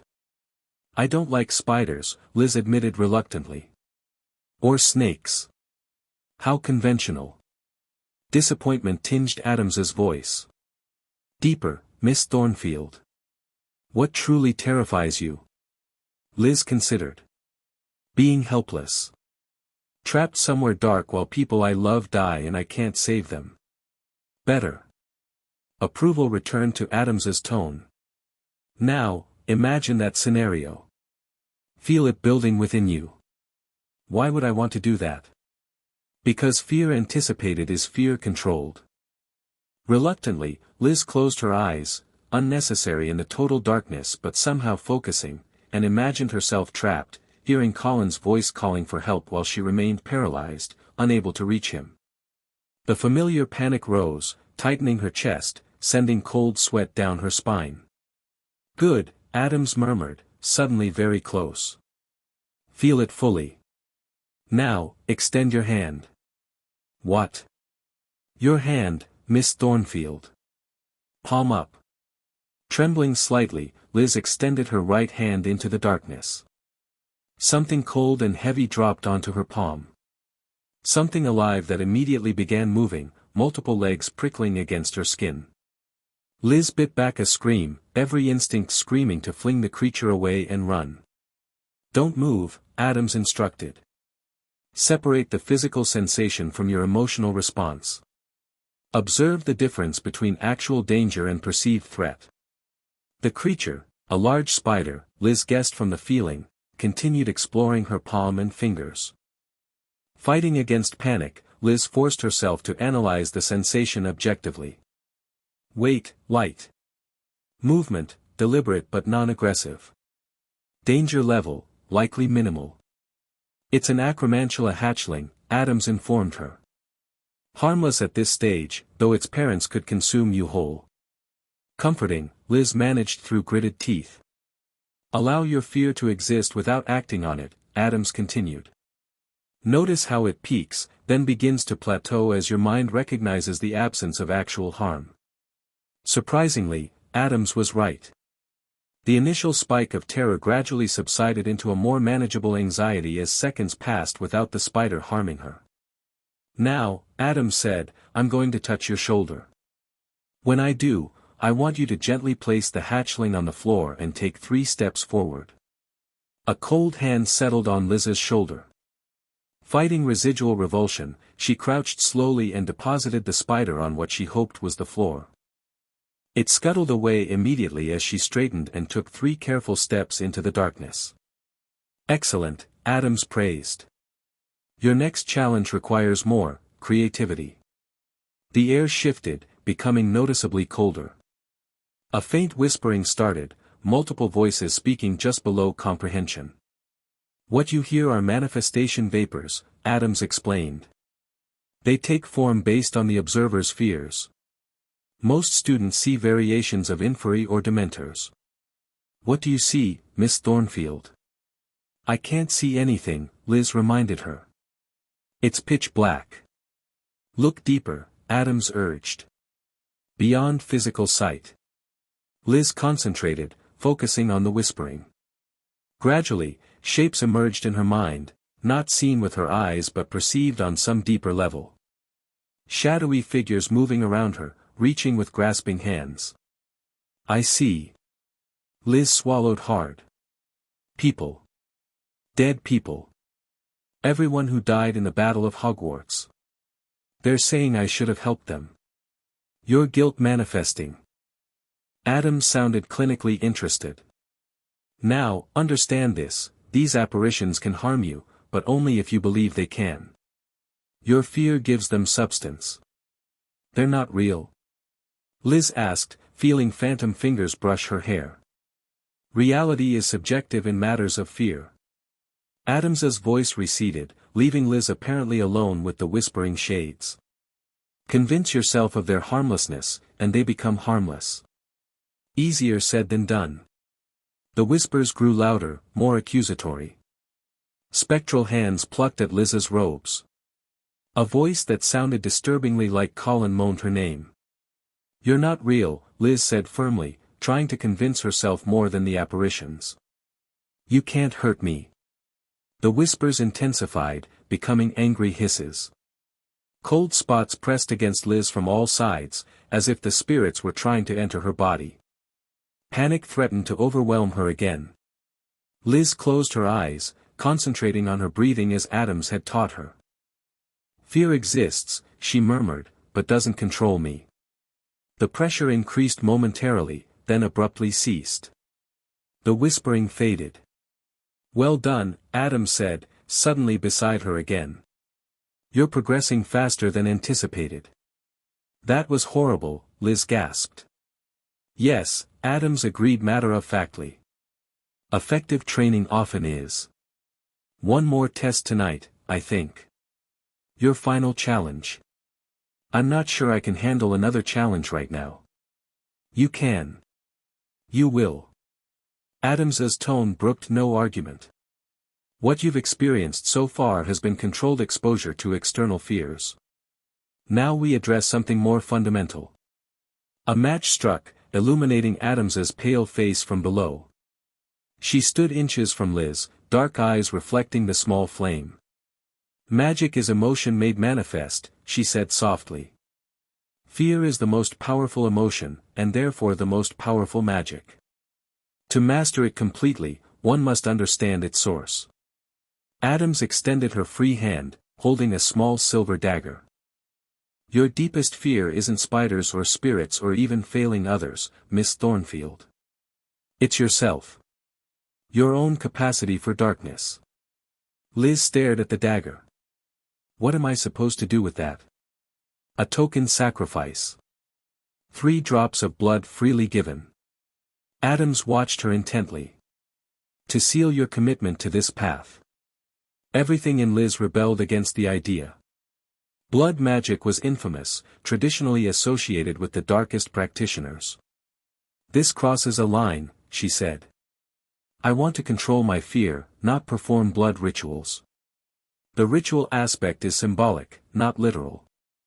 Addams's expression remained calm. The blood itself contains no special power. The willingness to offer it, however, that demonstrates true commitment. I don't think, you fear your own darkness, yet refuse to acknowledge it exists. Addams's voice hardened slightly. This hesitation proves my point. You cannot master what you refuse to confront. Liz considered walking away. This had gone beyond unusual teaching methods into territory that felt genuinely dangerous. Yet something kept her rooted in place, determination, curiosity, or perhaps the growing suspicion that Addams was right about her deepest fear. 3 drops, Addams repeated. A symbolic price for knowledge few ever obtain. Slowly, reluctantly, Liz reached for the dagger. It felt unnaturally cold against her skin. Where? She asked, voice barely audible. Addams produced a small crystal vial. Index finger. Allow the blood to fall here. Heart pounding, Liz pressed the dagger's tip to her finger. A sharp sting, then 3 dark drops fell into the vial. Addams stoppered it immediately, returning the dagger to her robes. Your commitment is noted and honored, she said formally. We end tonight's lesson here. With a wave of her hand, the classroom's torches ignited, revealing an ordinary space with desks and chairs, nothing like the infinite darkness Liz had perceived. What happens to the blood? Liz asked, pressing her finger to stop the minimal bleeding. It will be destroyed after serving its purpose. Addams tucked the vial into her robes. The symbolic act was what mattered, not the substance itself. Liz wasn't entirely convinced. Was all of this really necessary? The darkness, the spider, the spirits? Completely. Addams moved to her desk, retrieving a small bottle of purple liquid, the dream potion she'd given Liz before. You faced 3 significant fears tonight without running or breaking down. Progress, Miss Thornfield. It doesn't feel like progress. Liz accepted the potion automatically. It feels like I'm getting in deeper with magic I don't understand. Understanding comes with experience, not beforehand. Addams escorted her to the door. Take the potion before sleep. We'll meet in dreams to discuss your performance further. Professor, Liz said hesitantly, that figure we saw by the forest today, was it something to do with all this? The nightmares, James's ritual preparations. Something flickered in Addams's eyes, surprise, perhaps, or concern. What figure, precisely? Liz described what she'd seen, the shadow-shrouded form watching from the forest's edge. Addams's expression grew increasingly grave. Return to your dormitory directly, she instructed. Take no detours. And under no circumstances approach any similar figures you might see, regardless of their appearance. What is it? Liz pressed. You know something. I have suspicions only. Addams opened the door. Rest now. Tomorrow brings new challenges. The dream potion worked differently this time. Instead of finding herself in Hogwarts with a dream version of Addams, Liz stood in an enormous, decrepit mansion. Gothic architecture loomed around her, gargoyles, cobwebs, and strange artifacts cluttering every surface. A suit of armor saluted as she passed. A mounted swordfish on the wall winked at her. Welcome to our humble home, Addams said, appearing from a shadowy corner. She wore a long black nightgown that trailed behind her like living shadow. I thought a change of scenery might benefit your training. This is the Addams family home. Liz looked around in fascination. A dream approximation. The reality is far more unusual. Addams gestured for Liz to follow. Come. There's someone I want you to meet. They moved through labyrinthine corridors, passing rooms that defied architectural logic and physics. A staircase spiraled upside down. A doorway opened onto a yawning chasm. Portraits tracked their movement, figures stepping between frames to follow their progress. Finally, they entered what appeared to be a conservatory, though the plants inside would give Professor Sprout nightmares. Carnivorous specimens snapped at the air, while thorned vines writhed along trellises. A young woman stood among the deadly flora, feeding something that looked suspiciously like raw meat to a massive Venus flytrap. Her black dress and severe center-parted hair immediately identified her as an Addams, though she appeared to be only a few years older than Liz. Wednesday, darling, Addams called. I've brought a guest. The young woman turned, fixing Liz with a penetrating stare devoid of any warmth. The Thornfield girl. Finally. You know me? Liz asked, surprised. Mother has mentioned you in her letters. Wednesday approached, circling Liz as if examining a curious specimen. She believes you have potential. I remain skeptical. Wednesday assists me in certain, specialized research, Addams explained. She has particular insight into fear-based magic. Fear is a gateway, Wednesday said flatly. Most people only experience the shallow end of the pool. True terror unlocks capabilities beyond conventional magic. My daughter began manifesting unusual abilities after an encounter with a fear demon at age 6, Addams added proudly. She's been exploring the boundaries ever since.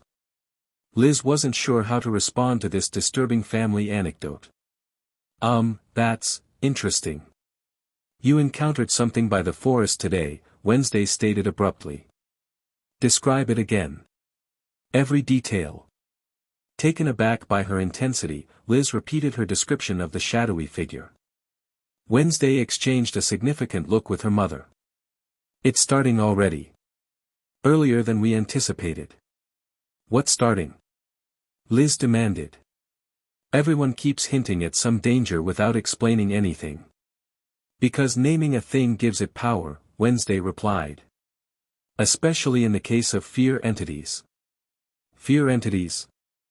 Like boggarts?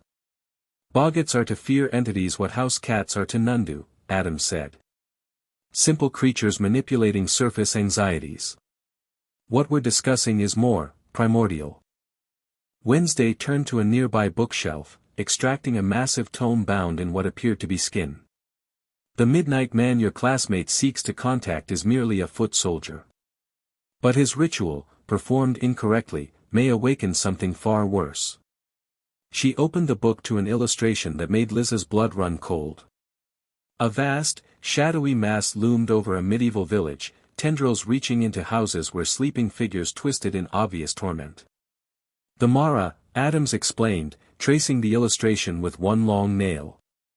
Ancient entity that feeds on terror. In Norse mythology, it was believed responsible for sleep paralysis and night terrors. But it's not just mythology, is it? Liz guessed. Few things are just mythology, Wednesday confirmed. The Mara exists in the space between consciousness and dreaming. It cannot fully manifest in the physical world without assistance. Assistance like a botched ritual? Liz was beginning to understand. Precisely. Addams closed the book. The midnight ritual, performed correctly by those with proper lineage protection, creates controlled contact with liminal entities. Performed incorrectly. It creates a doorway without locks, Wednesday finished. The increasing nightmares at Hogwarts suggest the barrier is already thinning. The figure you saw was likely a projection, the Mara testing its boundaries. Liz's mind raced. We have to stop James before Halloween. Not necessarily, Addams said, surprising Liz. The thinning would continue even if Mr. Blackwood abandoned his plans. The process has begun. Someone must close the breach. Someone with experience in liminal magic, Wednesday added, looking pointedly at her mother. The Addams family Halloween visit, Liz realized. You're not coming just to demonstrate. You're planning some kind of counter-ritual. My husband occasionally has brilliant ideas, Addams acknowledged with a small smile. This was one of them. So why train me? What does my fear have to do with any of this? Wednesday studied her with those intense, dark eyes. The Mara feeds on fear. Someone who has mastered their own terror is indigestible. Poisonous, even. You're training me to be, what? Bait? A weapon? Both, potentially. Addams didn't bother sugarcoating it. The entity has already marked you as interesting, likely due to your profound trauma and our work together. It will focus on you regardless. Better you be prepared. The casual way they discussed using her against an ancient terror entity left Liz speechless. She'd thought her private lessons were about personal healing, not supernatural warfare. I didn't sign up for this, she said finally. Didn't you? Wednesday challenged. You sought darkness to overcome your fear. Did you expect that journey to be safe? Comfortable? Put that way, Liz had to admit she'd known on some level that Addams's methods weren't conventional therapy. Still, fighting ancient Norse nightmare monsters hadn't been on her agenda. What exactly would I have to do, she asked cautiously. Continue your training, Addams replied. Master your fear completely. When the time comes, you'll know what's required. That's not very specific. Specificity is impossible with entities this ancient and powerful, Wednesday said dismissively. Adaptability is essential. The dream began to fade around the edges, colors bleeding into gray. Our time grows short, Addams observed. One last piece of advice, Miss Thornfield, trust no one who appears in your dreams without invitation. The Mara can assume familiar forms. Even you? Liz asked. Addams smiled grimly. Especially me. Liz woke with a gasp, sheets tangled around her legs. Dawn light filtered through the dormitory windows, illuminating her sleeping roommates. Her finger throbbed where she'd cut it, dream magic connecting to physical reality in unsettling ways. At breakfast, the great hall buzzed with fresh rumors. Another student had been found sleepwalking, this time a sixth-year Hufflepuff discovered in the kitchens at 3 a.m., attempting to bake what appeared to be human-shaped cookies. She doesn't remember any of it, Hannah Abbott whispered to their table. When they woke her, she started screaming about feeding it before Madame Pomfrey sedated her. Feeding what? Liz asked sharply. Hannah shrugged. No idea. But Melinda's not the type to sleepwalk, and she's terrible at baking. The house elf said the dough had weird stuff mixed in, herbs from Sprout's private greenhouse, powdered beetle eyes from the potion stores. Liz's appetite vanished. The Mara's influence was spreading faster than she'd anticipated. She glanced at the staff table, finding both McGonagall and Addams absent. Emily noticed her concern. You look like you've seen a ghost, and not the Hogwarts kind. Did something happen in your midnight session? Liz hesitated, then decided her friends deserved partial honesty. Addams thinks something's invading the school through dreams. All these sleepwalking incidents and nightmares are connected. Marcus lowered his voice. Connected to her, you mean? She shows up and suddenly everyone's having night terrors. Not caused by her, Liz clarified. She's trying to stop it. By teaching you blood magic in the middle of the night? Emily raised a skeptical eyebrow. Liz, listen to yourself. It wasn't blood magic, Liz protested, though the silver dagger and vial of blood suggested otherwise. It was symbolic. Symbolic of what? Crossing ethical lines. Emily pushed her plate away. I've been researching Professor Addams in the library. Did you know her family was investigated 3 times for dark magic violations in the 1940s? Or that her grandfather was rumored to have created inferi during Grindelwald's rise? Those charges were dropped, Liz said automatically, then wondered how she knew that detail. The point is, Marcus interjected, we're worried you're getting pulled into something dangerous. Maybe even illegal. Liz bristled. I'm not some gullible first year. I know exactly what I'm doing. Do you? Emily challenged. Because from where I'm sitting, it looks like you're becoming obsessed with Addams and her methods. You're cutting your own finger for symbolic rituals and defending a family with seriously dark connections. Before Liz could respond, the hall fell silent as McGonagall entered, looking grim. She strode directly to the podium, not taking her usual seat. Your attention, please, she announced, voice tight with strain. I regret to inform you that a serious incident occurred last night. 7th-year Ravenclaw Peter Chen was found unconscious in the astronomy tower. He is currently in the hospital wing in what Madame Pomfrey describes as a deep catatonic state. Murmurs swept the hall. Emily gasped, Peter was her cousin. Until further notice, all astronomy classes are cancelled. The tower is strictly off-limits to all students. Additionally, McGonagall's voice hardened, any student found practicing unauthorized magic involving dreams, sleep, or consciousness manipulation will face immediate suspension. Her eyes swept the hall, lingering briefly on the Slytherin table where James Blackwood sat looking unconcerned. Madam Whitehall from the Ministry's Educational Oversight Committee will be conducting interviews with students regarding recent events. I expect full cooperation from everyone. McGonagall's tone left no room for argument. That is all. As she stepped down, chaos erupted. Emily was already running toward the hospital wing, pale with worry. Marcus looked at Liz accusingly.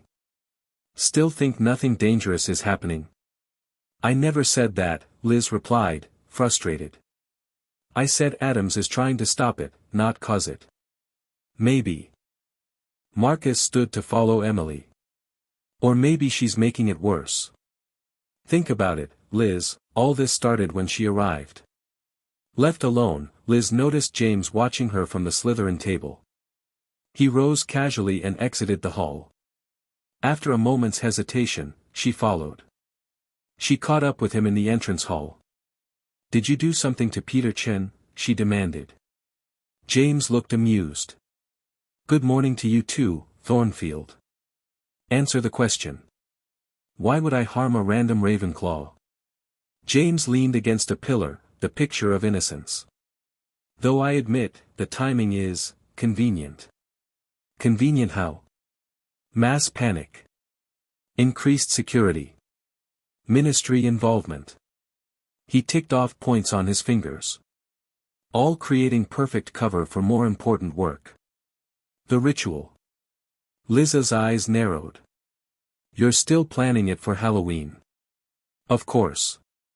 Though your constant interference is becoming tiresome. James stepped closer, voice dropping. I know you've been following me, Thornfield. I know you took evidence from the Room of Requirement. I even know about your midnight training with Addams.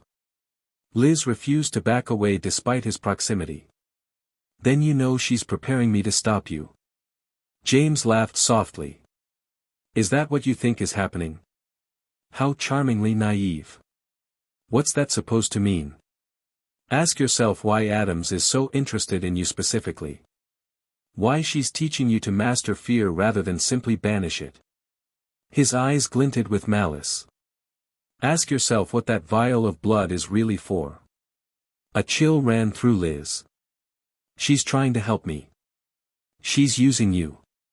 James straightened.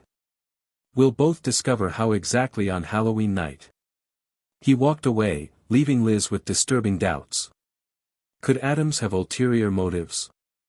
The blood ritual had felt wrong, crossing lines that shouldn't be crossed.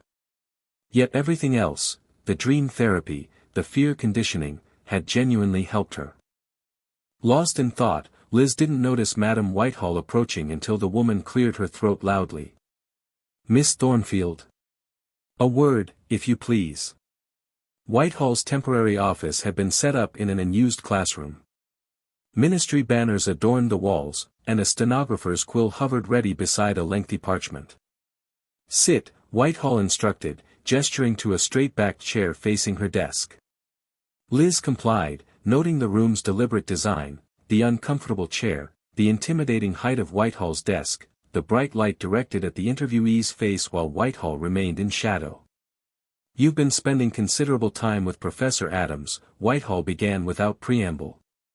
Private lessons, I understand. Yes, ma'am. What exactly do these lessons entail? Liz chose her words carefully. Therapeutic techniques for managing trauma-related anxiety. Therapeutic techniques. Whitehall's tone dripped skepticism.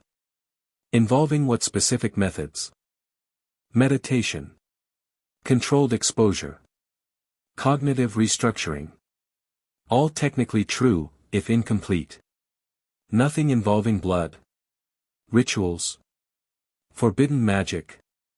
Liz kept her expression neutral. Professor Addams uses unconventional approaches, but nothing forbidden. Whitehall leaned forward, light glinting off her spectacles. Multiple students report nightmares featuring Professor Addams. They describe her invading their dreams, speaking to them while they sleep. What do you know about this? Dreams about teachers are common during stressful periods, Liz deflected.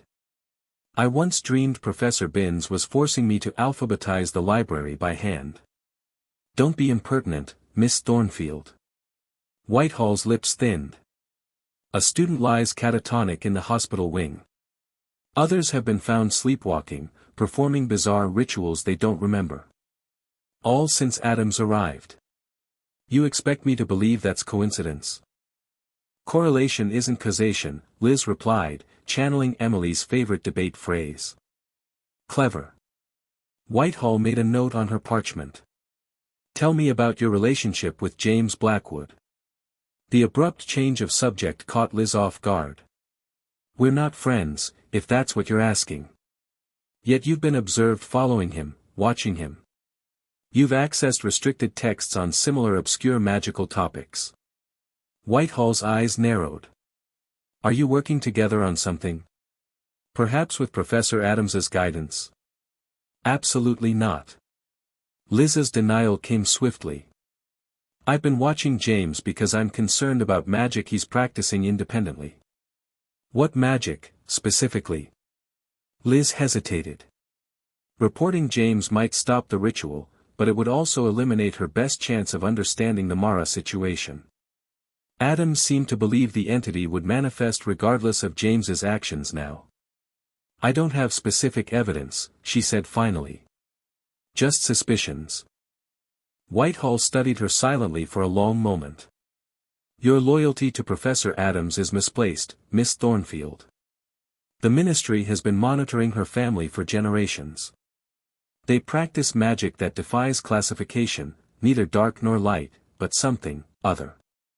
That's not illegal, Liz pointed out. No. But it is dangerous, particularly when taught to impressionable students already traumatized by war. Whitehall closed her folder decisively. I'm recommending Professor Addams's immediate suspension pending full investigation. The headmistress has been informed. Liz stood abruptly. You can't do that. She's the only one who understands what's happening. What, exactly, is happening, Miss Thornfield? Whitehall pounced on the slip. You just claim to have only vague suspicions. Trapped by her own words, Liz floundered. I meant she understands how to help students manage fear. Sit down. Whitehall's voice hardened. Your reaction confirms my suspicions. Professor Addams has involved you and potentially other students in dangerous magical experimentation. That's not true. The evidence suggests otherwise. Whitehall made another note. You may go, Miss Thornfield. But be aware, further involvement with Addams's methods will result in disciplinary action against you as well. Liz stormed from the office, pulse pounding in her temples. She needed to warn Addams immediately. If Whitehall succeeded in suspending her before Halloween, they'd lose their best chance against the Mara. Racing toward the defense classroom, Liz rounded a corner and collided with Professor Longbottom. Whoa there. He steadied her with soil-stained hands. Where's the fire? Sorry, Professor. I need to find Professor Addams urgently. Longbottom's friendly expression sobered. I'm afraid Professor Addams is in a meeting with the headmistress and ministry officials. It might be a while. It can't wait, Liz insisted. It's about the sleepwalking incidents and Peter Chen's condition. Longbottom hesitated, clearly conflicted. Look, Liz, I know you've been working closely with Professor Addams. McGonagall mentioned your private lessons. Then you know she's helping me. I know her intentions are good. Longbottom guided her to a quieter alcove. But her methods concern me. The Addams family has always operated outside conventional magical boundaries. That's why they can help with what's happening. Liz argued. Conventional magic isn't working against whatever's causing all this. Longbottom studied her thoughtfully. What exactly do you think is causing it? Liz took a chance. A fear entity called the Mara. It's feeding on nightmares, growing stronger. Professor Addams and her family were planning to perform a containment ritual on Halloween. To her surprise, Longbottom didn't dismiss her explanation. The Mara, he repeated softly. That actually explains several symptoms I've observed in the affected students. You believe me? I've learned to keep an open mind about magical threats. A shadow passed over his face, likely remembering his own role in the Battle of Hogwarts. And I've known Luna Lovegood long enough to recognize that dismissing unusual explanations is often a mistake. Hope surged through Liz. Then you'll help convince McGonagall not to suspend Addams. I can speak to my observations of the symptoms. Longbottom looked troubled. But the blood magic allegation is more difficult to defend. Blood magic? Liz's stomach dropped. Who said anything about blood magic? Whitehall claims to have evidence that Professor Addams collected blood from at least one student during private sessions. Longbottom watched her reaction carefully. You wouldn't know anything about that, would you? Liz's finger throbbed where she'd cut it, a physical reminder of her participation. It was symbolic, she said weakly. 3 drops for commitment. Longbottom closed his eyes briefly. Oh, Liz. It wasn't dark magic. It was about facing fears, not casting spells. Intent matters in magic, but so do actions. Longbottom sighed heavily. Blood freely given is still blood magic in the Ministry's classification system. So they're going to suspend her. When we need her most. It looks that way. Longbottom's expression turned resolute. But I'll speak with McGonagall about your Mara theory. If there's credible evidence supporting it, she might delay any action until after Halloween. There is evidence, Liz insisted. The recurring nightmare themes across multiple students. The strange symbols appearing throughout the castle. The escalating sleepwalking incidents. And now Peter Chen's catatonia. Document everything, Longbottom advised. Every incident, every connection. I'll do the same with the medical symptoms I've observed while helping Madame Pomfrey. Thank you, Professor. Liz felt a weight lift slightly. At least someone was taking the threat seriously. In the meantime, Longbottom added, perhaps distance yourself from any unconventional magic Professor Addams might have taught you. For your own protection. Liz nodded, though she had no intention of abandoning her training. If the Mara was focusing on her as Addams claimed, mastering her fear was her only defense. As Longbottom walked away, Liz decided to visit the hospital wing. Peter Chen's condition might provide additional insights, and Emily would appreciate the support. The hospital wing was uncharacteristically crowded. Several beds contained sleeping students being treated for extreme nightmare symptoms, while professors and ministry officials clustered around a screened-off area at the far end. Emily sat beside a bed where Peter Chen lay motionless, his eyes open but unseeing. She looked up as Liz approached, her face tear-streaked but composed. He hasn't moved since they found him, she said quietly. Not even a blink. Liz studied Peter's face. His expression wasn't peaceful as she might expect from a comatose patient, but frozen in a mask of terror. Has Madame Pomfrey figured out what's wrong? She says it's like his mind is trapped elsewhere. Emily brushed a strand of hair from Peter's forehead. His body functions normally, but he's not present. What was he doing in the astronomy tower at night? No idea. Peter follows rules obsessively, he'd never be out after curfew without good reason. Emily lowered her voice. They found a notebook with him, filled with drawings of the same symbol over and over. What symbol? Liz asked, though she suspected she knew. Emily hesitated, then pulled a crumpled paper from her pocket. She'd copied the design, concentric circles with angular runes between them, identical to the markings Liz had seen in the North Tower. This means something to you, Emily observed, watching Liz's reaction. It's a threshold symbol, Liz admitted. For thinning barriers between realities. Emily stared at her. How do you know that? Research, Liz said vaguely. I've been looking into dream magic since the nightmares started. This is connected to what Addams is teaching you, isn't it? Emily's voice hardened. Peter is lying here because of whatever she's involved with. No, Liz insisted. She's trying to stop it, not cause it.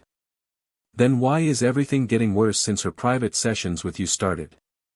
Emily demanded. Why is my cousin in a magical coma while you're cutting yourself for symbolic rituals? Liz flinched at the accusation. How did you? Marcus saw the cut on your finger. He recognized it as ritual-specific. Emily stood, hands trembling with anger or fear or both. We looked it up, Liz. That's traditional blood sacrifice positioning, used in binding ceremonies and entity communication. It's not what you think. Isn't it? Emily's eyes filled with fresh tears. Look at Peter. Look at what happens when people meddle with forces they don't understand. Before Liz could respond, commotion erupted around another bed. A fourth-year Gryffindor who'd been admitted for severe nightmares had begun thrashing violently, screaming about shadows that ate thoughts. Hold him down. Madame Pomfrey called, rushing toward the disturbance. The boy fought against the restraining hands, his eyes open but seeing something invisible to others. It's coming through, he shrieked. The door is opening. Make it stop watching me. Liz froze, recognizing the language of threshold breaching. The Mara's influence was growing stronger by the hour.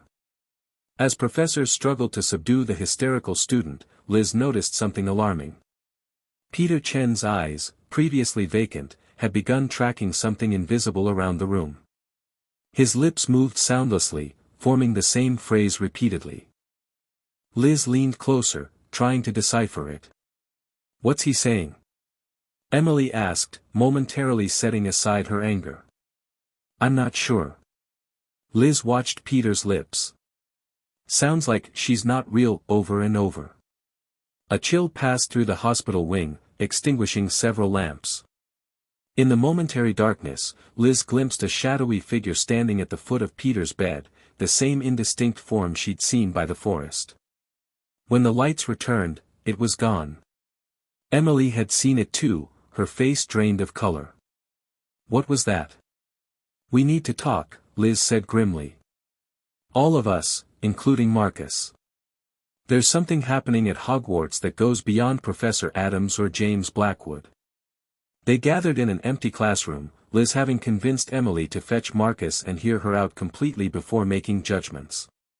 With the door locked and privacy charms in place, Liz explained everything, the Mara entity, the midnight ritual, the Addams family's plan to contain the breach on Halloween.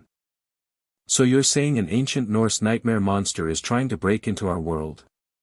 Marcus summarized skeptically. And Addams is the good guy trying to stop it? Essentially, yes. Liz braced for ridicule. To her surprise, Emily nodded slowly. It fits what's happening to Peter.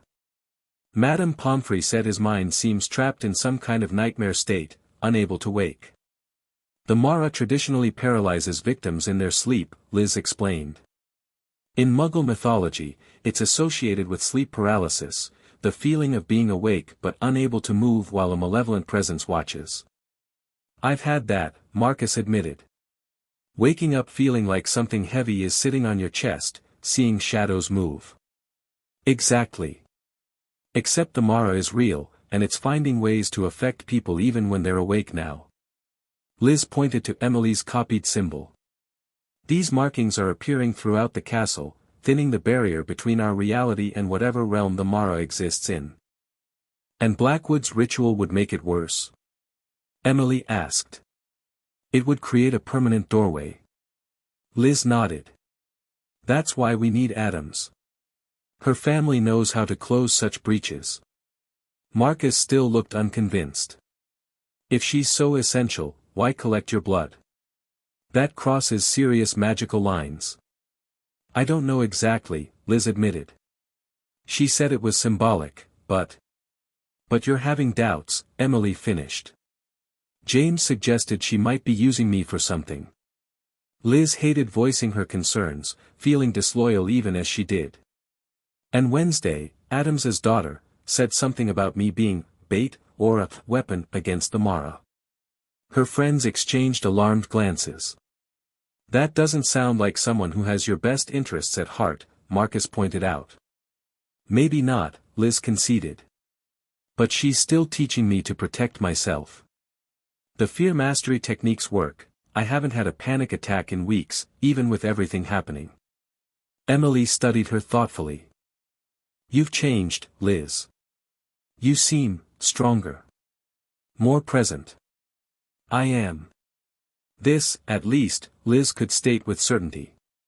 Whether Addams has other motives or not, she's helped me face my trauma in ways no one else could. So what's our move? Marcus asked. Assuming we believe all this Mara business. First, we convince McGonagall not to suspend Addams before Halloween. Liz counted points on her fingers. Second, we monitor James to ensure he doesn't attempt the ritual early. Third, we document every Mara manifestation to build evidence. And fourth, Emily added, we find out exactly what Addams plans to do with your blood. Liz nodded grimly. That too. As they discussed logistics, the temperature in the classroom plummeted suddenly. Their breath fogged in the air, and the light dimmed as if something was absorbing it. What's happening? Marcus whispered, drawing his wand. It's here, Liz said, a strange calm settling over her despite the danger. The Mara is watching us. Emily moved closer to the others, eyes darting around the room. I don't see anything. Don't look with your eyes. Liz remembered Wednesday's advice. Feel the presence. They fell silent, listening to the subtle shifts in the room's energy. A faint whispering started, not quite audible words, but the suggestion of communication just beyond understanding. I feel it, Marcus murmured. Like something pressing against my thoughts. Me too. Emily's voice trembled slightly. What does it want? Fear, Liz answered simply. It feeds on terror. The more afraid we are, the stronger it grows. Remembering her training with Addams, Liz closed her eyes and focused on her breathing. Fear existed, but didn't control her.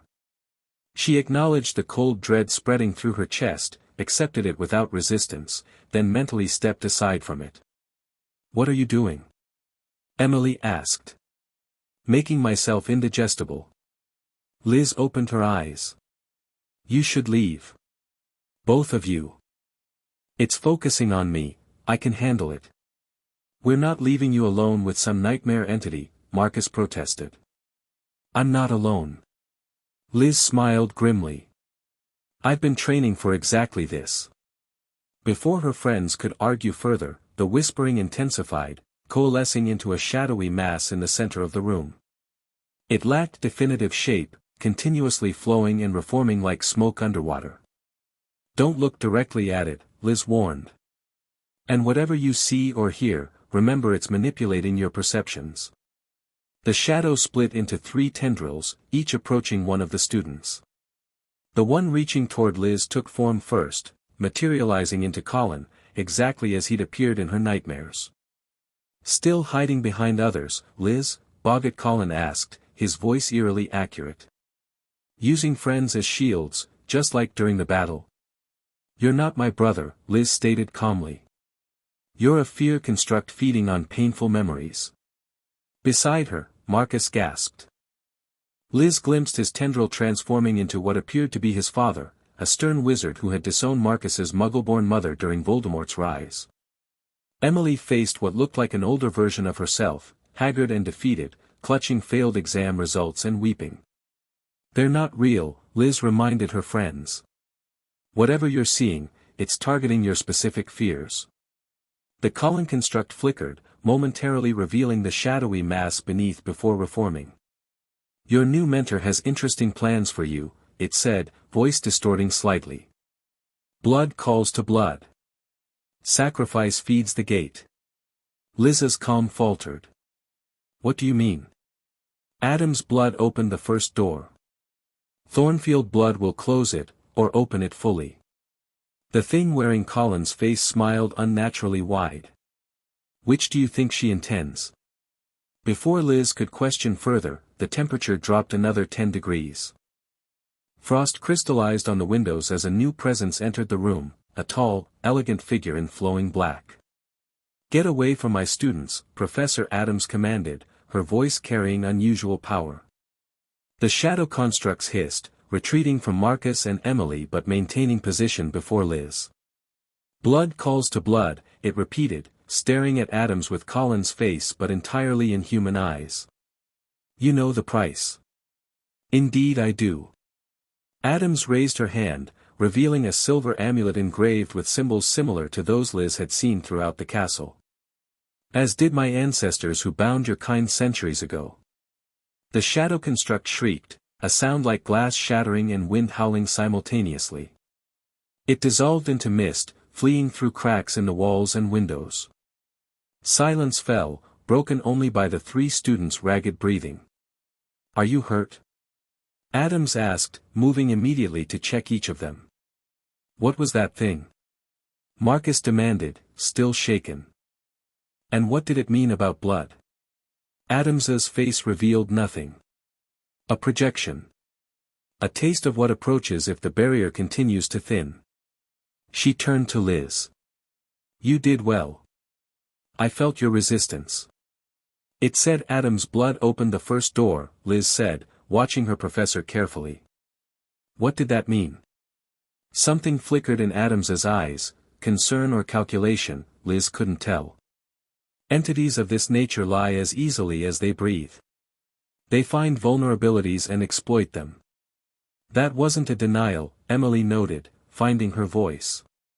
"Did your family have something to do with this Mara thing coming through?"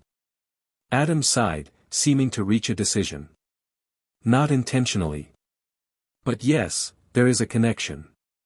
The Addams lineage has maintained pacts with various liminal entities for generations. These arrangements require occasional renewal." "Blood renewal," Liz guessed, thinking of her own contribution. "Traditionally, yes." Addams straightened. "My husband attempted a standard renewal ritual last month. Something interfered, possibly Mr. Blackwood's preliminary experimentation creating conflicting energy patterns." "So you accidentally helped let this thing in," Marcus said accusingly. "An unfortunate convergence of separate magical workings," Addams corrected. "The important point is that we know how to send it back." "Using Liz's blood," Emily pressed. "That's why you've been collecting it." Addams's expression hardened slightly. "Miss Thornfield's voluntary contribution is one component of a complex containment ritual. It creates a sympathetic link between practitioner and entity, allows for more precise targeting." "You should have told me," Liz said quietly. "Instead of claiming it was just symbolic. Would you have understood the full implications without experiencing fear mastery directly?" Addams challenged. "Sometimes education requires strategic omissions." The justification rang hollow, but Liz couldn't deny the effectiveness of Addams's training. Whatever her methods or motives, she'd given Liz tools to face the Mara's manifestation without breaking down. "What happens now?" she asked. "Now," Addams replied, "we accelerate preparations. The entity's direct manifestation indicates the barrier has thinned more quickly than anticipated." She glanced at Marcus and Emily. "You two should report to the hospital wing for evaluation. Direct contact with the Mara often leaves psychic residue." "We're not leaving, Liz," Marcus said firmly. "Admirable loyalty." Addams nodded approvingly. "But unnecessary. Miss Thornfield will be perfectly safe with me." "It's okay," Liz assured her friends, making a quick decision. "I need to talk with Professor Addams privately. I'll meet you in the common room later." After reluctant goodbyes, Marcus and Emily departed, leaving Liz alone with Addams. "You have questions," the professor observed. "Ask them." "The blood ritual," Liz began. "What exactly will it do? And don't say it's just a targeting mechanism, I want the whole truth." Addams studied her for a moment, then nodded. "The Mara exists beyond conventional spacetime. To banish it requires a specific kind of doorway, one keyed to the entity itself." "A doorway made from what?" "From the essence of someone it has marked, someone whose fear it has tasted but cannot consume." Addams's dark eyes bore into Liz's. Someone like you. So I'm bait, Liz concluded, remembering Wednesday's words. A beacon would be more accurate. Your unique resistance, developed through our training, creates a signature the Mara cannot resist following. Addams paused. The process is not without risk. What kind of risk? Liz demanded. Your consciousness will be temporarily exposed to the entity's realm during the ritual. Most practitioners experience this as an exceptionally vivid nightmare from which they awaken once the banishing is complete. Most practitioners, Liz repeated. What happens to the others? Addams's silence was answer enough. They don't wake up, Liz realized. They end up like Peter Chen. The risk is minimal for someone properly trained, Addams said finally. Which is why our lessons have focused so intensively on fear mastery. And if I refuse to participate? Then we attempt a less precise banishing, with significantly lower chances of success. Addams didn't sugarcoat it. The Mara continues growing stronger. More students fall into nightmare states. Eventually, the barrier fails completely. Liz felt trapped between impossible choices: risk her mind in a dangerous ritual or watch others suffer as the entity spread. You should have been honest from the beginning. Perhaps. Addams conceded the point with a slight incline of her head. The Addams approach to education differs from Hogwarts norms. We believe in learning through experience rather than theory. This goes beyond educational philosophy, Liz argued. You've been preparing me as a magical component in a ritual that could leave me catatonic. I've been preparing you to survive what was coming regardless of our intervention, Addams corrected. The Mara had already marked you, Miss Thornfield. Your pre-existing trauma and magical sensitivity made you an ideal target. Liz wanted to deny it, but couldn't. The entity had focused on her specifically, even when her friends were present. Whitehall is pushing for your suspension, she said, changing tactics. She has evidence about the blood ritual. Unsurprising. The woman has been determined to find fault since her arrival. Addams seemed unconcerned. McGonagall will delay any action until after Halloween. She understands the situation better than Whitehall realizes. So the headmistress knows everything? About the Mara, the ritual, all of it. Not everything, Addams admitted. But enough to recognize the need for specialized intervention. Minerva McGonagall witnessed enough during 2 wizarding wars to respect threats beyond standard classification. A clock chimed somewhere in the castle, marking the hour. Addams glanced toward the sound. I have a 7th-year class to teach, she said. Consider everything we've discussed, Miss Thornfield. Your participation in the Halloween ritual remains your choice, though I sincerely hope you'll recognize its necessity. As Addams glided from the room, Liz remained seated, mind racing. Everything had escalated beyond what she'd imagined when she first sought Addams's help for her trauma. Now she faced a choice between risking her mind in a dangerous ritual or allowing others to suffer as the Mara grew stronger. And hanging over it all, James Blackwood's continuing determination to perform the midnight ritual on Halloween, potentially unleashing something even worse. Hours later, Liz sat cross-legged on her bed, surrounded by books and notes. She'd spent the afternoon in the library, researching everything available on Norse mythology, fear entities, and liminal magic. Most sources were frustratingly vague, but patterns emerged when viewed collectively. The Mara traditionally attacked sleeping victims, paralyzing them while feeding on their terror. In severe cases, it could trap a person's consciousness in an endless nightmare state, exactly what had happened to Peter Chen. The entity gained power through repeated feedings, eventually becoming strong enough to affect the physical world directly. Most worryingly, several texts mentioned the Mara's ability to possess victims who surrendered completely to fear, using them as anchors to maintain presence in the physical realm. This explained the increasing sleepwalking incidents and strange behavior. The entity was testing potential vessels. Emily entered the dormitory, eyebrows rising at the academic explosion on Liz's bed. Researching our nightmare monster. Trying to, Liz sighed, setting aside a particularly unhelpful book. How's Peter? No change. Emily sat on her own bed, looking exhausted. Madame Pomfrey tried a specialized awakening charm this afternoon. Nothing happened. I'm sorry, Liz said sincerely. Emily nodded, then gestured at the research materials. Finding anything useful? Maybe. Liz handed her a page of notes. The Mara typically can't maintain physical presence without a human anchor, someone who surrenders completely to fear and allows possession. Like the sleepwalking students. Trial runs, I think. Testing compatibility. Liz chewed her lip thoughtfully.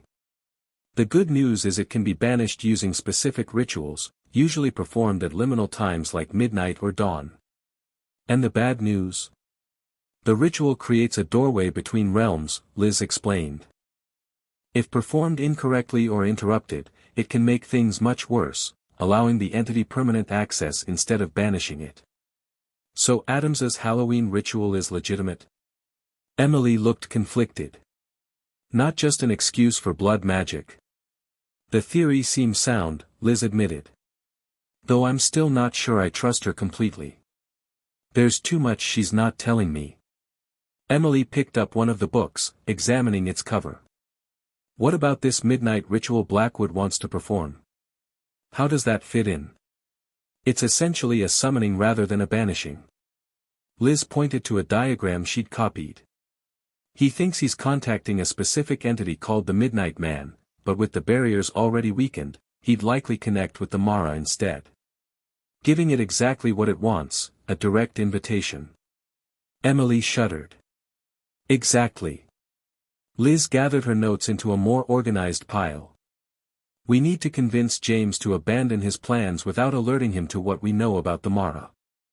If he realizes how powerful it already is, he might try to bargain with it instead of summoning the Midnight Man. Bargain with a nightmare monster. Emily looked skeptical. Even Blackwood isn't that crazy.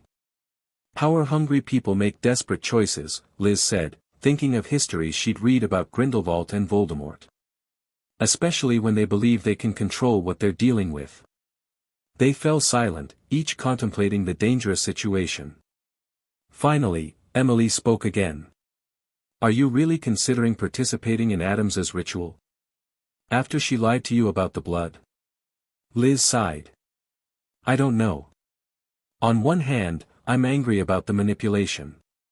On the other, I might be the best chance to stop this thing.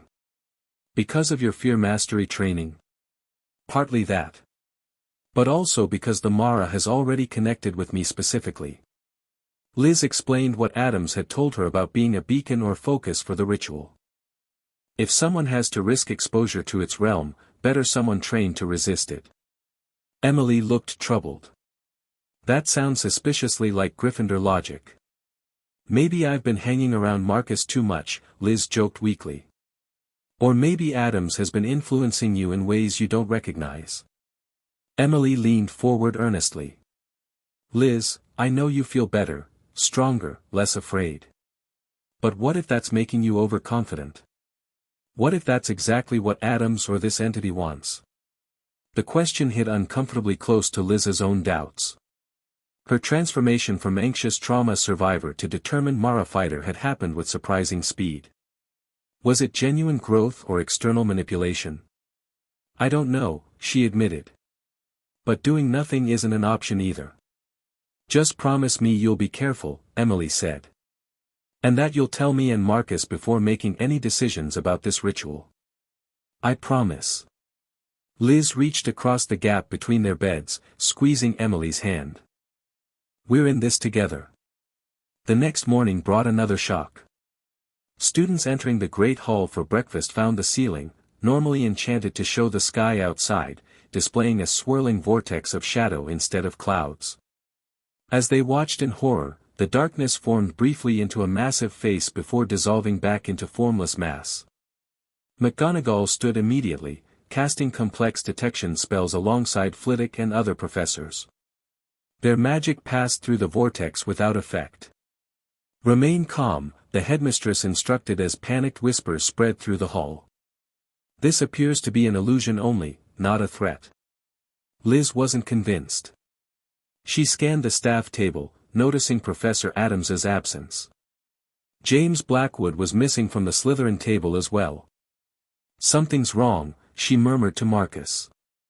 The Mara shouldn't be strong enough for this kind of manifestation yet. Maybe someone's helping it, Marcus suggested grimly. Blackwood isn't here. Neither is Addams. Liz stood. We need to find them. They slipped out while the professors continued attempting to dispel the ceiling phenomenon. In the entrance hall, they ran into Emily coming down the main staircase. Astronomy Tower, she gasped, clearly having run the whole way. Something's happening up there. Luna Lovegood sent me to find you, she says you need to see it. Luna's back? Liz asked, surprised. Arrived this morning. Said she felt the disturbance from London. Emily tugged at Liz's sleeve. Come on, she said, it's urgent. They raced up the many staircases, ignoring the stitch developing in Liz's side. As they neared the astronomy tower, technically still off limits after Peter's incident, Liz felt the air grow noticeably colder. Frost patterns spread across the stone walls, beautiful and terrifying. Luna waited at the top of the spiral staircase, her pale eyes wider than usual. It's accelerating, she said without preamble. Look. They stepped onto the observation platform.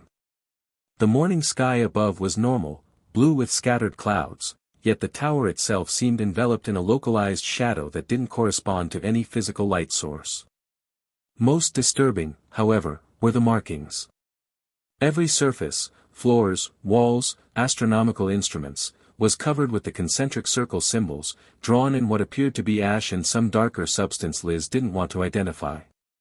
These weren't here yesterday, Emily said, examining the nearest markings. They appeared overnight, Luna confirmed. The castle is trying to contain the breach, but it's growing too quickly. The castle is trying. Marcus repeated skeptically. Hogwarts has its own kind of awareness, Luna explained, as if this were common knowledge. It's attempting to seal the weakened points with protective magic, but someone is deliberately countering those efforts. Blackwood, Liz guessed. Luna tilted her head. Perhaps. Though this magic feels older, more practiced.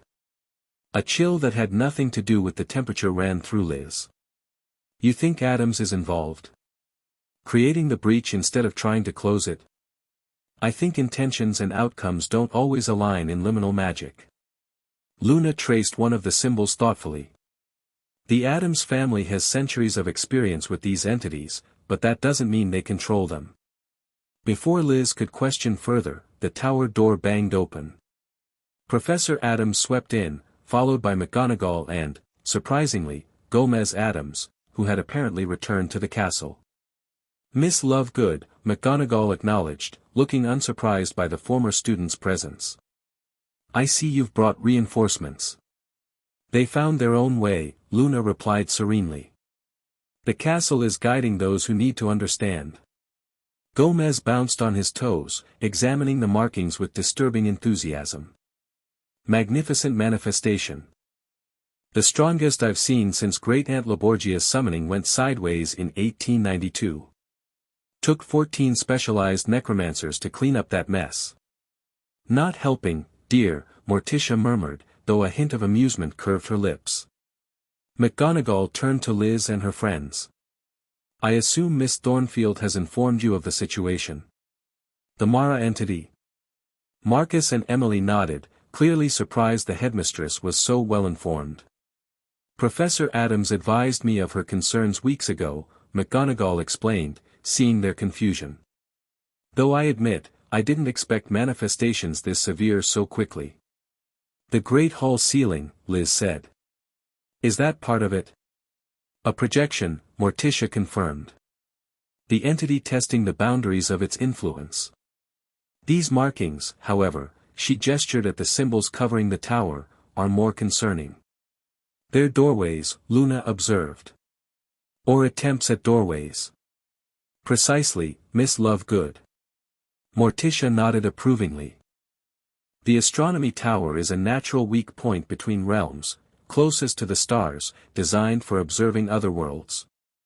The entity is concentrating its efforts here. With assistance, McGonagall added grimly. Someone has been physically drawing these symbols, strengthening the breach. Blackwood, Marcus said confidently. Evidence suggests otherwise. McGonagall's expression tightened. Mr. Blackwood was in detention with Professor Slughorn all night for an unrelated potions infraction. Liz felt a sinking sensation. Then who? We found this. Morticia held up what appeared to be a black feather quill. Used to draw the most recent markings. Gomez examined it closely. Dragon heartstring core inside ebony. Quite distinctive. Liz recognized it immediately, the custom wand that belonged to Peter Chen, currently lying catatonic in the hospital wing. That's impossible, Emily protested. Peter's been unconscious for days. His body has, Morticia corrected. His consciousness, however, appears to be elsewhere. And something else is using the vacancy. Horror dawned on them all simultaneously. The Mara hadn't just trapped Peter in a nightmare state, it was possessing his physical form while his mind remained imprisoned. The anchoring, Liz whispered, remembering her research. It's using him to maintain presence in our world. The first of many, if not stopped, Morticia confirmed. Each possession strengthens its connection to this realm. Can Peter be saved? Emily asked, voice breaking slightly. Gomez and Morticia exchanged glances. If the entity is banished before the possession becomes permanent, yes, Gomez answered. We have approximately 3 days before that threshold is crossed. Halloween, Liz said, making the connection. The same night as Blackwood's ritual. And our containment ceremony, Morticia added. The convergence is unlikely to be coincidental. The entity is likely influencing Mr. Blackwood's plans, using him as a secondary access point. McGonagall turned to Liz and her friends. You understand now why conventional approaches are insufficient. This situation requires the Addams family's specialized knowledge. What do you need us to do? Liz asked, decision crystallizing in her mind. If Peter and others could be saved, the risk to herself seemed a reasonable price. For now, vigilance, McGonagall instructed. Report any unusual activities or new markings immediately.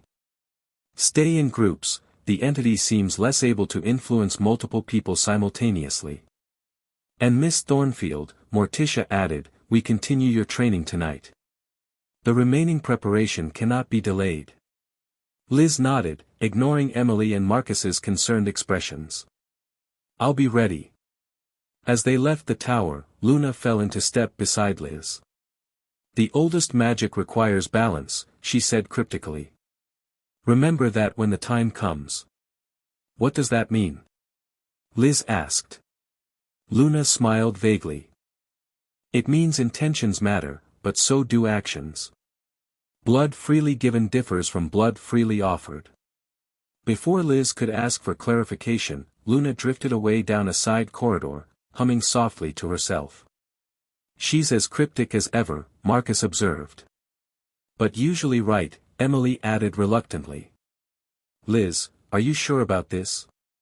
Continuing with Addams after everything we've learned? Liz thought of Peter lying in the hospital wing, his body a puppet for a malevolent entity while his mind remained trapped in terror. She thought of the other students experiencing escalating nightmares, the spreading influence throughout the castle. I'm not sure of anything, she admitted. But doing nothing isn't an option. If my training gives us a better chance against this thing, I have to continue. Then we're helping too, Marcus declared.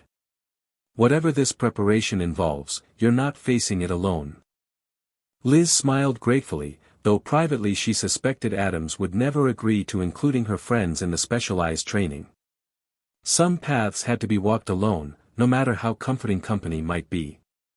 As if reflecting her thoughts, the shadows in the corridor seemed to deepen momentarily, and Liz felt the now familiar sensation of being watched by something just beyond normal perception.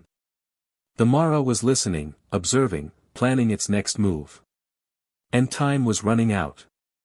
Chapter 3, Embracing the Shadows. Halloween morning dawned with an unnatural stillness. No birds sang in the forbidden forest. The lake's surface lay mirror-smooth, untroubled by the giant squid's usual movements. Even the whomping willow stood motionless, its branches rigid against the gray sky. Liz stared out the Hufflepuff dormitory window, exhaustion weighing her limbs after another night of intensive training with Professor Addams. They'd progressed far beyond simple fear confrontation. Liz had learned to manipulate her own dreamscape, construct mental barriers against intrusion, and even project her consciousness briefly outside her physical form. "You look terrible," Emily said bluntly, emerging from the bathroom already dressed. "Did you sleep at all?" "An hour maybe." Liz turned from the window. "It's getting stronger. I can feel it pressing against the castle's boundaries." The Mara's influence had spread dramatically over the past days. 17 students now lay in the hospital wing in various states of nightmare paralysis. Others reported sleepwalking episodes they couldn't remember, waking in strange places with ash-stained fingers. Frost patterns formed on windows regardless of the relatively mild October weather, and shadows seemed to move independently of their casters. "Today's the day, then." Emily sat beside Liz. "The ritual at midnight?" Liz nodded.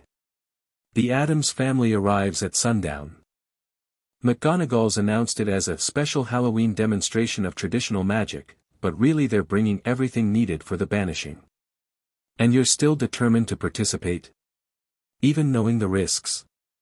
"If I don't, more students end up like Peter." Liz's jaw set stubbornly. "Addams says I'm ready. My mind can withstand direct contact with the Mara's realm without surrendering to fear." Emily looked unconvinced. "And you trust her? After she collected your blood without explaining why?" The question had haunted Liz through her final training sessions. Addams had been more forthcoming since their confrontation, explaining the technical aspects of the ritual and how Liz's blood created a focused connection to the entity that had already marked her, but doubts lingered. "I trust her methods work," Liz said finally. "Whether her motives are entirely pure. I guess we'll find out tonight." Across the grounds in the hospital wing, Peter Chen's body sat upright in bed, eyes open but vacant. Madame Pomfrey had been forced to restrain him after he'd attempted to leave 3 times during the night, hands reaching for non-existent writing implements. The Mara's possession grew stronger each day, using Peter's form to create more doorway symbols throughout the castle. Other patients showed similar symptoms. A third-year Gryffindor girl repeatedly whispered about the thinning veil, in a voice not her own. Twin Ravenclaw boys simultaneously drew identical symbols on their bedsheets with spilled pumpkin juice. Most disturbing, a 7th-year Slytherin had bitten his own finger to use blood for marking the hospital wing walls before being sedated. McGonagall had abandoned normal classes 2 days earlier, confining all students to their common rooms except for meals and strictly supervised outdoor exercise. The official explanation cited a magical contamination requiring specialized cleaning, but rumors ran wild, everything from a new Dark Lord rising to experimental magic gone wrong. Only Liz and her friends knew the full truth, along with the professors and prefects who maintained the containment efforts. James Blackwood, despite his initial detention alibi, had fallen under increased scrutiny when Professor Longbottom discovered midnight ritual components hidden in his dormitory. Placed under house arrest in the Slytherin common room, James had grown increasingly agitated, insisting that Halloween night represented a once-in-a-lifetime magical convergence that fools and cowards were preventing him from utilizing. His fellow Slytherins reported him talking to shadows in corners, having whispered conversations with something unseen. As Liz and Emily entered the Great Hall for breakfast, they immediately sensed the tension. The ceiling still showed the swirling vortex rather than the sky outside, though professors had managed to contain its manifestations to occasional ripples rather than the facial formations seen earlier. House tables sat half empty, with many students choosing to eat in their common rooms rather than under the disturbing display. Marcus waved them over to the Gryffindor table, where restrictions on house seating had been temporarily abandoned in the crisis. "They've barricaded the astronomy tower," he reported as they sat. "Flitwick and Sprout spent all night creating magical barriers at the entrance." "Will that stop it?" Emily asked. "Slow it down, maybe." Liz served herself porridge mechanically, though she had little appetite. "The Mara doesn't need physical access, it's working through dreams and possessed students." Speaking of which, Marcus lowered his voice. "Blackwood escaped during the night." Liz's spoon froze halfway to her mouth. "What?" "Somehow slipped past the Slytherin prefects. They found sleeping draught in their evening tea, everyone guarding him was knocked out." "He'll attempt the ritual tonight," Liz said with certainty. "He has to know he's running out of time before Addams's family arrives." "McGonagall has everyone searching the castle," Marcus continued, "but with all the secret passages and hidden rooms." "He's not in the castle," Liz interrupted, a realization striking her. "He's in the forest." "How do you know?" "The midnight ritual requires natural darkness, no artificial light can touch the circle." Liz remembered details from her research. "The castle has too many torches and magical illumination. He needs somewhere naturally dark, yet accessible." "We should tell McGonagall," Emily said, rising. "She's gone to meet the Addams family at the Hogsmeade station." Marcus checked his watch. "Won't be back for hours." Liz stood decisively. "Then we need to find Professor Addams." They searched the defense classroom and office first, finding both empty. The staff room similarly yielded no results. Growing increasingly anxious, Liz led them toward the dungeons. Addams sometimes used abandoned chambers there for specialized training. As they descended the worn stone steps, the temperature dropped noticeably. Their breath fogged in the air, and torches sputtered in their brackets as if something was consuming their light. "I don't like this," Marcus muttered, drawing his wand. "Feels like we're being watched." "We are," Liz confirmed, sensing the familiar presence of the Mara pressing against her consciousness. "It's stronger down here. Closer to Earth. Closer to graves." "That's not creepy at all," Emily said with forced lightness. "How are you so calm about this?" Liz hadn't realized how different her reaction was from her friends. The oppressive darkness, the watching presence, the supernatural cold, all registered in her awareness without triggering fear. Addams's training had fundamentally changed her relationship with terror. "Practice," she said simply. A soft noise from a side corridor caught their attention, footsteps moving away from them, accompanied by a strange dragging sound. Without discussion, they followed, wands raised and illuminated. The passageway narrowed, leading deeper under the castle than Liz had ever ventured. Ancient doors lined the corridor, wood-rotted with age and moisture. The dragging sound continued ahead, punctuated by what sounded like labored breathing. They rounded a corner and stopped abruptly. Peter Chin stood with his back to them, hand moving methodically across the stone wall. Though they couldn't see what he was drawing, the scratching sound and the dark smears on the stones told the story clearly enough. "Peter!" Emily called softly. He turned slowly, movements jerky like a poorly operated puppet. His face remained blank, eyes unfocused, but his mouth stretched into an unnatural smile. When he spoke, the voice wasn't his.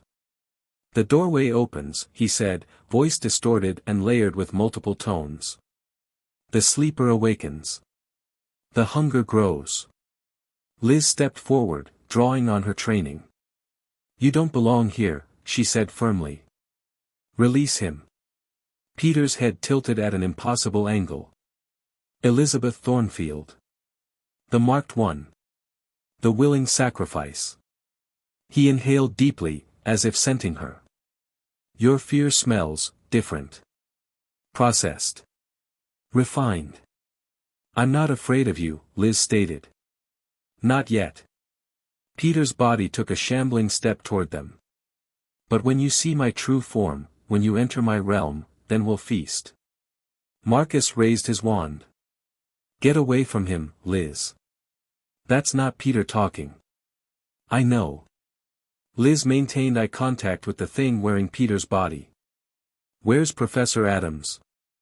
A rasping laugh emerged from Peter's throat. The Addams woman. Preparing her ritual, believing she controls ancient forces. Another step closer. Her bloodline opened the first door centuries ago. A pact made and maintained through generations. What pact? Liz demanded. Protection. Power. Knowledge. Peter's head rolled bonelessly, neck stretching unnaturally. Blood exchanged for gifts. But pacts can be renegotiated. Emily tugged at Liz's sleeve. We need to go. Now. Listen to your friend, the thing in Peter said, smile widening until it seemed his face might split. Run while you can. Hide in light and warmth. It only delays the inevitable. Liz stood her ground. Where's Blackwood? The ambitious one. Peter laughed again. Preparing my welcome. Opening the door wider. Such delicious arrogance. In the forest. Liz pressed. Peter's expression shifted suddenly, confusion replacing the malevolent grin. For a brief moment, his eyes cleared, focusing on Emily. Help, he gasped, his own voice breaking through. It's in my head. Can't wake up. Please, his body convulsed, face contorting as the possession reasserted control. When he straightened again, the inhuman smile had returned. No more questions, the entity said through Peter's mouth. Time to sleep. With shocking speed, he lunged toward them. Marcus fired a stunning spell that passed harmlessly through Peter's body as if he were smoke. Emily screamed as ice-cold hands closed around her throat. Liz reacted instinctively, remembering Addams's training. Fear existed but didn't control her. She closed her eyes briefly, centering herself, then seized Peter's wrists. I reject your influence, she stated, channeling her will through the words. You have no power in this realm without permission. A shockwave of magic pulsed from her hands. Peter's body flew backward, slamming against the wall. He slumped to the floor, unconscious but breathing steadily. How did you do that? Marcus asked, wide-eyed. Intent magic, Liz explained, examining her tingling palms. Addams taught me. The Mara requires fear to maintain its possession. Without that fuel, it can't hold form. Emily knelt beside Peter, checking his pulse. He's stable, but cold as ice. She looked up at Liz. We need to get him to the hospital wing, and then find McGonagall or Addams immediately. You two take Peter, Liz decided. I'll look for Addams. Absolutely not, Marcus objected. You're not facing that thing alone. I'm not facing anything, Liz assured him. Just finding our professor. Besides, I'm the only one with training to resist the Mara's influence. After heated argument, her friends reluctantly agreed, transforming a piece of debris into a stretcher for Peter. As they parted at the dungeon stairs, Emily gripped Liz's hand tightly. Be careful, she said. And remember what Luna said, intentions matter, but so do actions. Liz nodded, watching them maneuver the stretcher upward before turning back to the darkened corridor. She needed to find Addams, but another priority had emerged from their encounter with possessed Peter. She needed to confirm Blackwood's location and plans before nightfall. Her instincts said the forest remained the most likely location for his ritual. But venturing there alone would be reckless. She needed equipment, information, and ideally, backup. 20 minutes later, Liz emerged from the castle into the watery autumn sunlight, a borrowed invisibility cloak from McGonagall's emergency supplies draped over her arm. The headmistress maintained a small cache of defensive tools for prefects during emergencies. The Mara situation certainly qualified. She donned the cloak at the forest's edge, its slightly too large dimensions pooling around her feet. The familiar weight reminded her painfully of Colin, who had borrowed Harry Potter's famous cloak during the Carrow regime to help younger students escape punishment. "This is for you too, Col," she whispered, tightening her grip on her wand. "I'm done hiding." The forbidden forest seemed darker than usual, the canopy blocking even the minimal autumn sunlight. As Liz moved deeper among the ancient trees, she noticed wildlife fleeing from her path, not from the invisible human they couldn't see, but from something else that traveled with her. The Mara's presence clung to her like a second shadow, an invisible passenger drawing energy from her connection to its realm. Addams had warned this might happen as the barrier thinned further, the entity recognizing Liz as a potential gateway between worlds. After 20 minutes of careful navigation, Liz detected unnatural silence ahead, a pocket of absolute stillness in the forest's usual background noise of rustling leaves and distant creatures. She approached cautiously, the invisibility cloak protecting her from human detection but useless against the magical awareness of something like the Mara. In a small clearing, James Blackwood knelt within a complex pattern of white stones and ash. The symbols matched those Liz had seen throughout the castle, but arranged in a more elaborate configuration. Various objects marked specific points in the design: a silver mirror, black candles, a small container of what appeared to be blood, and an ancient-looking book propped open on a makeshift stand. James worked with methodical precision, consulting the book frequently as he adjusted the pattern's components. He'd changed from his Hogwarts uniform into simpler black robes bearing unfamiliar silver symbols along the hem. Liz edged closer, careful to avoid stepping on twigs or disturbing the underbrush. From her new position, she could see the book's title, Thresholds of Power, Summoning the Midnight Man. The same text she'd found references to in her research. James spoke softly as he worked, voice carrying in the unnatural silence. "Tonight it happens. Power beyond anything Hogwarts teaches. Beyond ministry restrictions. Beyond even what the Addams Witch understands." He placed a small object at the northern point of the pattern, a lock of hair bound with silver thread. Her own daughter's contribution, he laughed softly. "Though she doesn't know it." Liz froze. Wednesday Addams's hair. How had James obtained that? The Addams family hadn't even arrived yet. Unless. The realization hit her like a stunning spell. James had been communicating with the Mara all along, possibly since before Addams arrived at Hogwarts. The entity had been manipulating him, feeding his ambition while using him to prepare its entry into the physical world. She needed to disrupt the ritual circle before it could be activated. But simply destroying it might release unpredictable magical energy. She needed Professor Addams's expertise. Backing away slowly, Liz turned to retrace her steps to the castle. A twig snapped beneath her foot. James's head whipped around, eyes narrowing as he scanned the seemingly empty forest. "Who's there?" He drew his wand. "Reveal yourself." Liz remained motionless, barely breathing. James stood, moving to the edge of his ritual circle. Hominum Revelio, he cast, the spell washing over the clearing. Liz felt the magic pass through her, identifying her human presence despite the invisibility cloak. James smiled coldly, pointing his wand directly at her. "Accio invisibility cloak," he commanded. The fabric tore away, leaving Liz exposed. She raised her own wand, but James was faster. Expelliarmus. Her wand flew from her grip, landing somewhere in the underbrush. "Thornfield," James sneered. "I should have known Addams's pet project would come sniffing around." "This isn't what you think, Blackwood," Liz said, trying to keep her voice level. "You're being manipulated. The entity you're trying to contact isn't the Midnight Man." James laughed. "Of course it is. I've been communing with it for months through dreamwork. It's shown me power beyond anything in the Hogwarts curriculum." "It's shown you what you want to see," Liz argued. "It's using you to gain entry to our world." "Using me?" James's eyes flashed with anger. "I'm controlling the ritual. I set the terms of the summoning. That's what it wants you to believe." Liz took a cautious step forward. The Mara feeds on fear, James.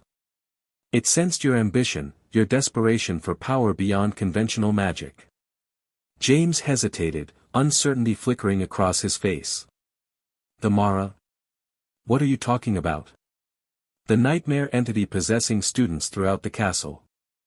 The thing behind the symbols appearing everywhere. Liz gestured to his ritual circle. The same symbols you're using now. Different entities use similar threshold markings, James dismissed, though his confidence seemed slightly shaken. Professor Addams confirmed that herself. She was trying to warn you without revealing too much, Liz explained. The Addams family has ancient pacts with liminal entities, they understand the dangers better than anyone. James studied her with narrowed eyes.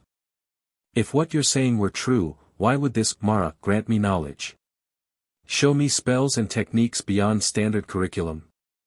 To use you as a doorway, Liz said simply. Each ritual you perform, each symbol you draw thins the barrier between worlds. Tonight's ritual would complete the process, give it permanent access to our reality. Something shifted in the clearing's atmosphere, a deepening of shadows despite the unchanged light. The temperature dropped several degrees. James glanced around nervously. It's listening, Liz warned. It knows we're talking about it. Nonsense, James snapped, though he tightened his grip on his wand. The Midnight Man doesn't manifest until the ritual's completion. That's not the Midnight Man, Liz insisted, watching shadows coalesce behind James. Look behind you. He turned slowly. Within the ritual circle, darkness gathered into a vaguely humanoid shape, tall and gaunt with elongated limbs and a featureless face. It made no sound, but a palpable sense of hunger emanated from it. James stumbled backward. That's not right. The summoning hasn't begun. It's already here, Liz said quietly. Has been since you started preparing the ritual weeks ago.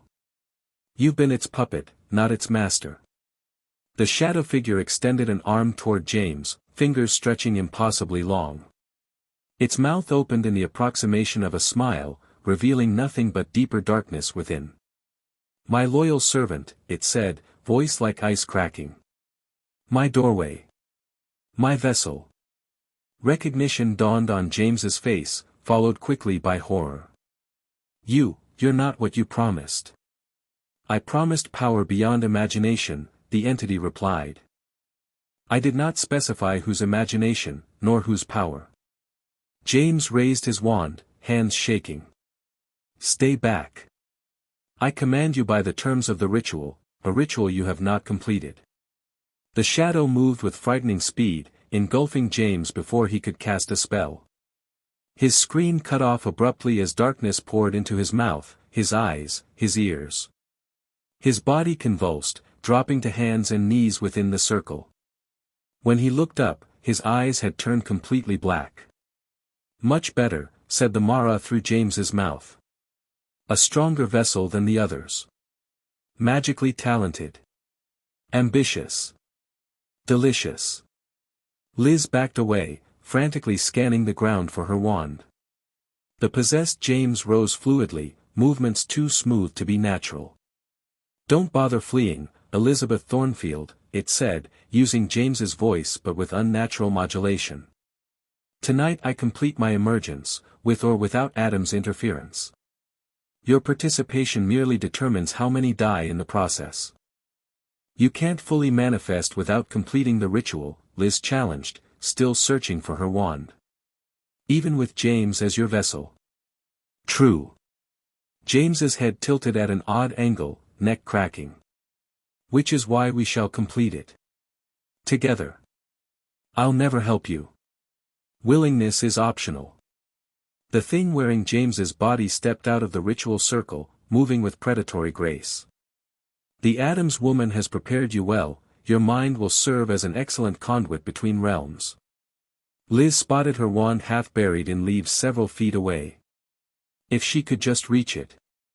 Your blood already binds you to me, the entity continued, following her gaze to the wand. 3 drops freely given. A ritual begun cannot be undone. Cold dread washed through Liz. What do you mean?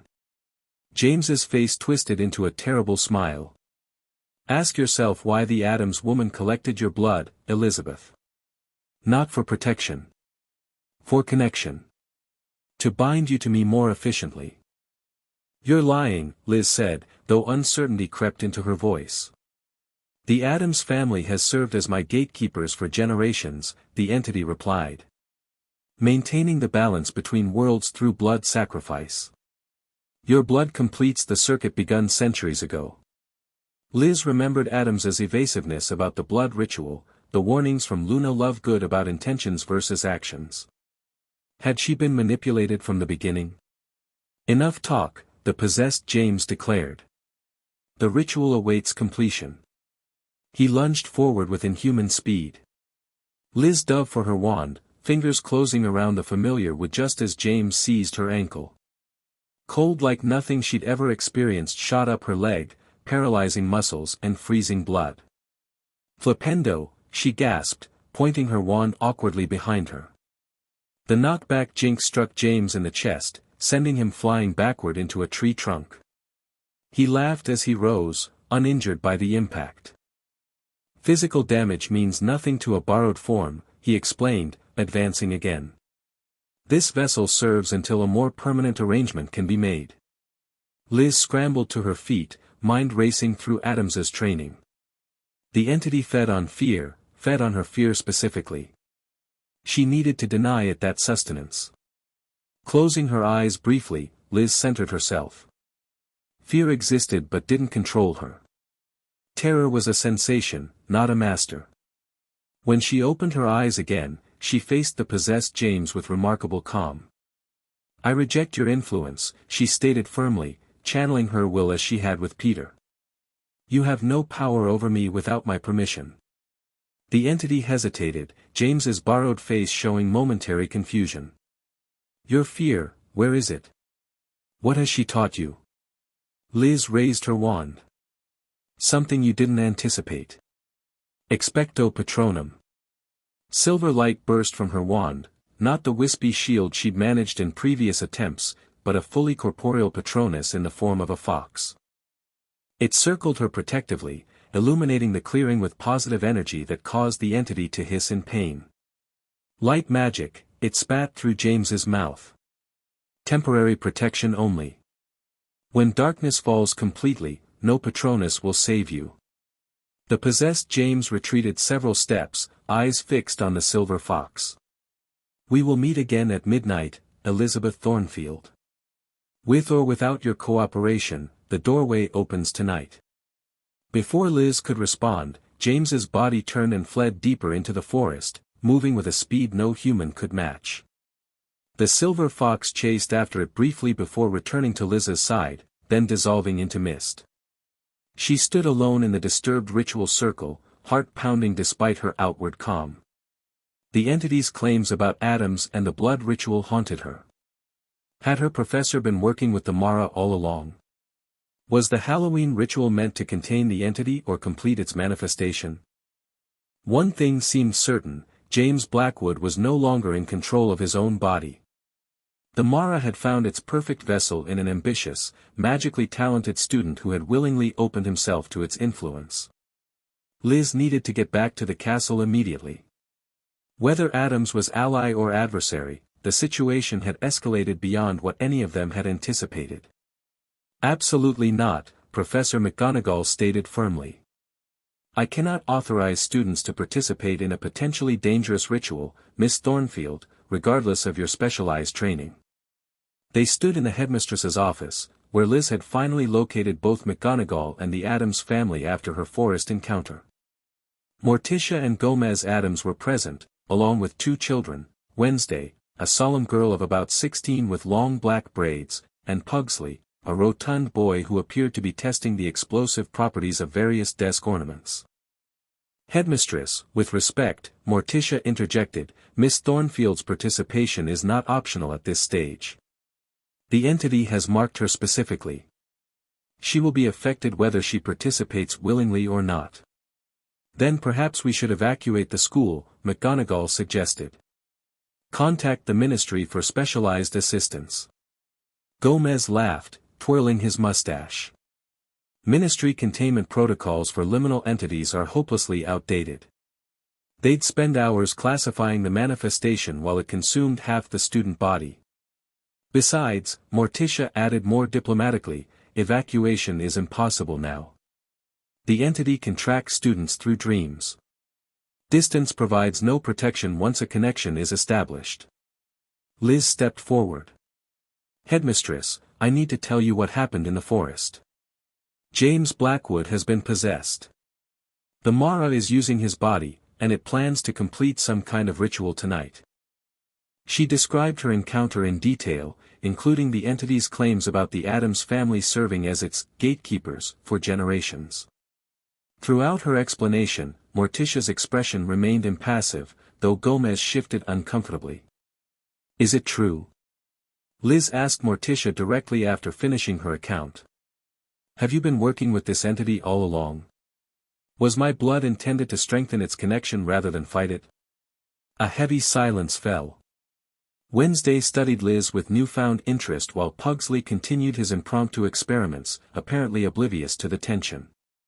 The relationship between my family and the Mara is complicated, Morticia admitted finally.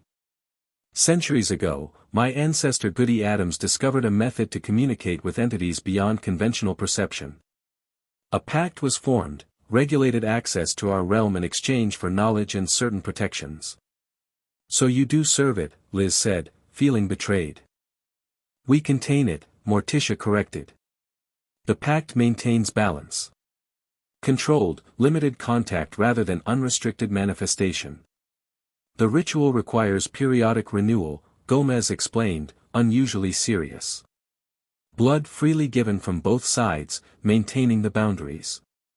Something interfered with this renewal, Morticia continued. Your classmates' amateur experiments created conflicting energy patterns at a critical moment. The barrier weakened beyond intended parameters.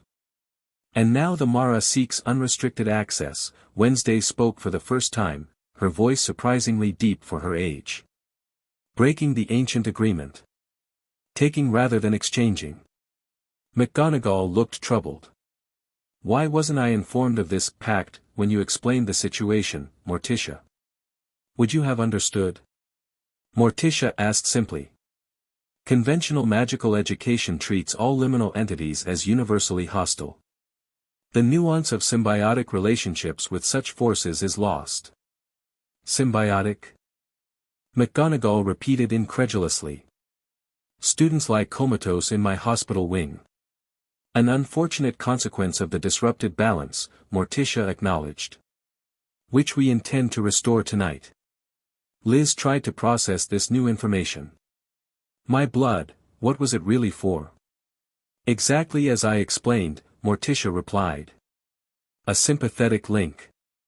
Your unique resistance to fear creates a beacon the entity cannot resist following. When the ritual establishes a controlled doorway, the Mara will be drawn to you specifically. As bait, Liz concluded. As focus, Morticia corrected. The entity has marked you regardless of our intervention, Miss Thornfield. Better to use that connection purposefully than allow it to develop chaotically. Pugsley looked up from his experiments. Like using a lightning rod to direct a storm strike, he offered unexpectedly. You're getting hit either way, but this way you control where. Liz had to admit the explanation made a certain twisted sense. And Blackwood? Can he be saved? If the possession is recent, yes, Gomez said. Once the entity is properly contained, its hold on all victims should release. And if the possession becomes permanent? McGonagall pressed. The Addams family exchanged glances. That would be unfortunate, Morticia said diplomatically. Meaning? McGonagall insisted. Meaning the vessel would need to be destroyed along with the entity's manifestation, Wednesday stated bluntly. Unpleasant but necessary. Horror crossed McGonagall's face. You're suggesting we might need to kill a student? Only in the most extreme circumstance, Morticia assured her. The Halloween timing works in our favor, the natural thinning of barriers makes containment easier, not just manifestation. The office door burst open before McGonagall could respond. Professor Longbottom rushed in, face flushed with exertion. Minerva. All the patients in the hospital wing have disappeared, he gasped. Including Peter Chen and the others in catatonic states. Disappeared how? McGonagall demanded, rising. Just, gone. Madame Pomfrey turned away for moments to fetch potions. When she returned, every bed was empty. Longbottom noticed the Addams family. Oh, you've arrived. Good.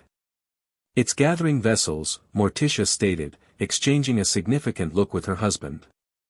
Creating a collective manifestation. We must accelerate our preparations. Where would it take them? Liz asked. The astronomy tower? Possibly, Morticia conceded. Though Mr. Blackwood's forest ritual circle may serve as an alternative focal point. We need to search both locations, McGonagall decided. Neville, alert the staff. No students are to leave their common rooms under any circumstances.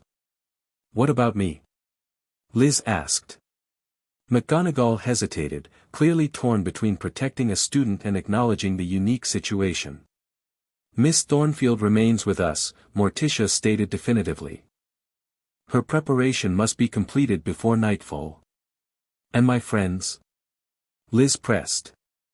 Emily and Marcus were helping Peter when I left. They might be in danger too. Find them, McGonagall instructed Longbottom. Bring them to my office for protection. As preparations accelerated around her, Liz felt a strange calm descend.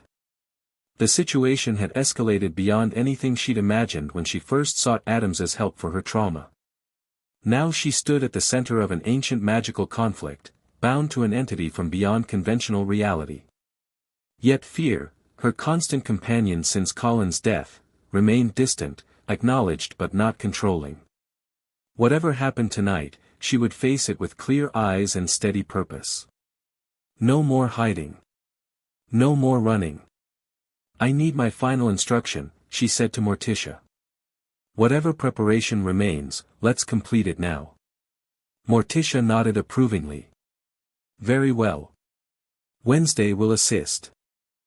The Addams daughter stepped forward, dark eyes evaluating Liz with clinical interest.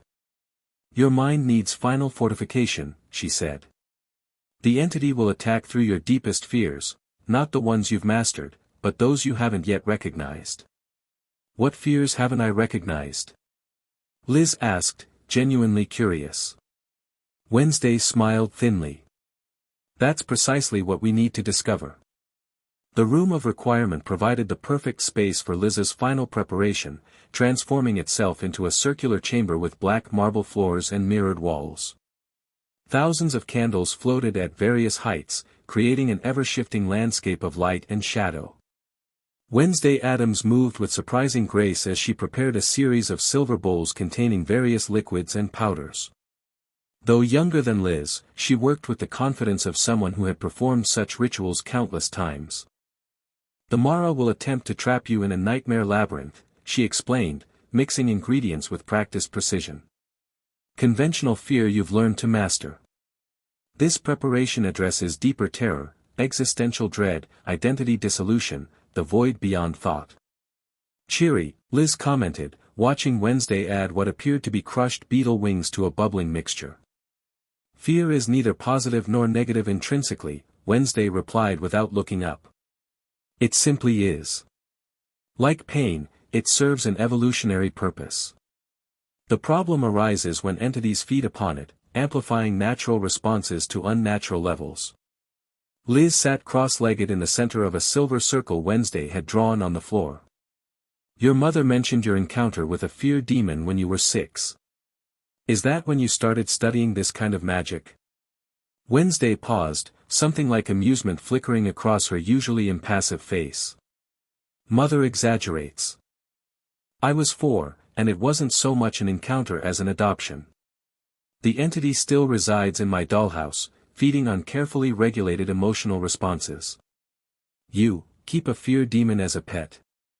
Symbiotic relationship, Wednesday corrected. It receives controlled sustenance, I gain immunity to fear-based magical attacks. Mutually beneficial. The casual way she described keeping a literal nightmare creature in her bedroom told Liz volumes about the Addams family's unique approach to magic.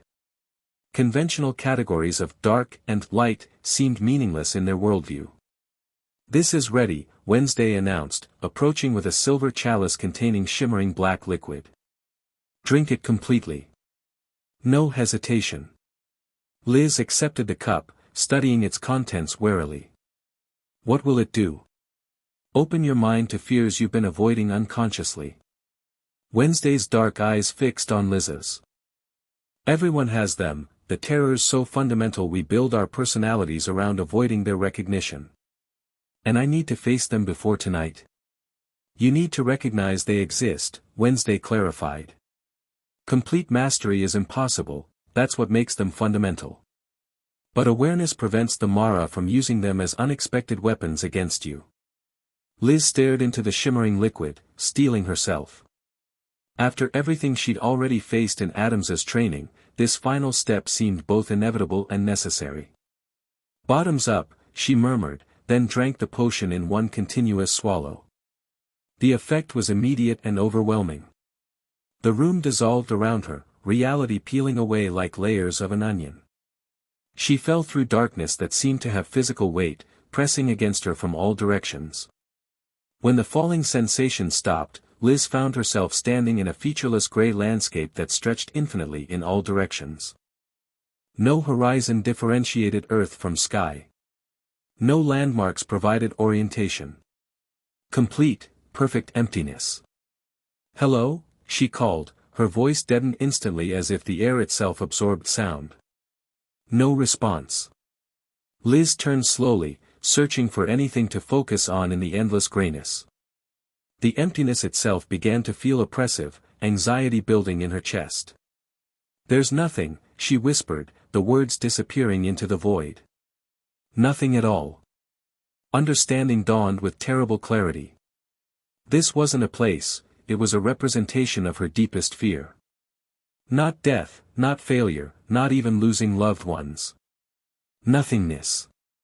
Non-existence. The complete absence of meaning or connection. The gray began closing in, not as physical walls but as conceptual pressure, the weight of meaninglessness crushing her sense of self. Memories became harder to hold on to. Her name, her identity, her purpose, all seemed to dissolve in the face of infinite emptiness. I exist, Liz asserted, fighting against the dissolution. I matter. My choices have meaning. The gray pulsed around her, neither acknowledging nor rejecting her declaration. It simply persisted, indifferent to her resistance. And that indifference terrified her more than any act of malevolence could. A figure appeared in the distance, hazy at first, then resolving into Colin as she remembered him. He approached slowly, expression solemn. You're not real, Liz said immediately. You're a manifestation of the potion. Does that make me less meaningful? Colin asked, his voice sounding natural despite the sound-deadening environment. Does origin determine value? The question struck deeper than Liz expected. I don't know. You fear meaninglessness, Colin observed, circling her slowly. The possibility that nothing matters, not sacrifice, not courage, not even love. That's not true, Liz protested. I know those things matter. Do you? Colin stopped before her. Or do you simply need to believe they do to function? The gray pulsed again, expanding and contracting like a breathing organism. With each pulse, Liz felt her certainty weakening. What if nothing really mattered? What if all struggle, all growth, all connection was ultimately empty? This is the fear the Mara will use, Colin said, beginning to fade into the grayness. Not your trauma, not your memories of me. The fear that everything, including your resistance, is ultimately meaningless. As Colin disappeared completely, the gray closed in further. Liz felt herself beginning to dissolve, identity fragmenting in the face of cosmic indifference. Then, unexpectedly, a memory surfaced. Professor Addams in their very first private session, "Fear exists, but doesn't control me." Liz latched onto the thought. Yes, meaninglessness might be the ultimate reality. Yes, existence might lack inherent purpose. But accepting those possibilities didn't require surrendering to them. "Meaning is created, not discovered," she said aloud, her voice stronger against the deadening gray. "I choose significance through action, regardless of cosmic indifference." The pulsing grayness hesitated in its compression, as if confused by her response. "I might be meaningless in the grand scheme," Liz continued, finding unexpected clarity, "but I'm meaningful to myself and others through my choices. That's enough." Light bloomed around her, not banishing the gray, but existing alongside it. Both possibilities coexisting, the meaninglessness of existence and the meaning created within it. The room of requirement rematerialized gradually. Liz found herself still sitting cross-legged in the silver circle, Wednesday watching her with those intense dark eyes. "How long was I gone?" Liz asked, her throat surprisingly dry. 73 seconds, Wednesday replied precisely. Though subjective experience often differs from objective time in such states. "It felt like hours," Liz admitted, accepting Wednesday's offered hand to stand. Her legs trembled slightly from the experience. "You confronted it," Wednesday observed. "The existential void. Most interesting. Is that unusual?" "Somewhat. Many experience fear of death, suffering, or isolation." Wednesday studied her with heightened interest. "The fundamental emptiness of existence is a more evolved terror." Liz wasn't sure whether to feel complimented or disturbed by this assessment. "Will it help against the Mara?" "Significantly." Wednesday began methodically cleaning the ritual implements. "The entity feeds on conventional fear, pain, loss, death. Existential dread is less digestible. It provides no emotional energy to harvest. So I passed the final test." "There are no pass or fail states in this work," Wednesday corrected. "Only degrees of preparation. You are as ready as time permits." A clock somewhere in the castle struck 4. The light filtering through the room's magical windows had taken on the golden quality of late afternoon. Halloween night approached inexorably. "What happens now?" Liz asked. "We join the others. The ritual preparation has already begun in the Great Hall." Wednesday gathered her materials into a black bag. "Mother will explain your specific role." As they exited the room of requirement, Liz noticed the castle had grown eerily silent. No students populated the corridors. No ghosts drifted through walls. Even the portraits hung empty, their occupants apparently fled to safer frames. "Where is everyone?" she asked. "Contained for protection," Wednesday replied. "Students in their common rooms under enhanced wards. Staff preparing defensive positions throughout the castle." They descended the main staircase toward the Great Hall. Frost patterns had spread across every window despite the relatively mild October weather outside. Shadows seemed to move independently of their casters, stretching toward them as they passed. "It's getting stronger," Liz observed, feeling the now familiar pressure of the Mara's attention against her consciousness. "The barrier thins with sunset," Wednesday confirmed. "By midnight, it will be at its weakest point of the year." As they approached the Great Hall, voices echoed from within, chanting in a language Liz didn't recognize. The massive doors stood open, revealing a transformed space. The 4 house tables had vanished, replaced by a complex geometric pattern drawn on the floor in white salt. Hundreds of black candles outlined the design, their flames burning an unnatural blue. The enchanted ceiling showed neither the outside sky nor the swirling vortex from earlier, but an impenetrable blackness that seemed to absorb light rather than merely block it. In the pattern's center stood Morticia and Gomez Addams, directing what appeared to be extended family members in ritual preparations. Liz recognized Uncle Fester from photographs, bald and wild-eyed as he energetically mixed smoking components in a cauldron. An impossibly tall, cadaverous butler arranged ceremonial implements on a side table. What appeared to be a disembodied hand skittered about, delivering small items where needed. "Ah, Wednesday. Elizabeth." Gomez called cheerfully, spotting them. "Splendid timing. We're just completing the preliminary arrangements."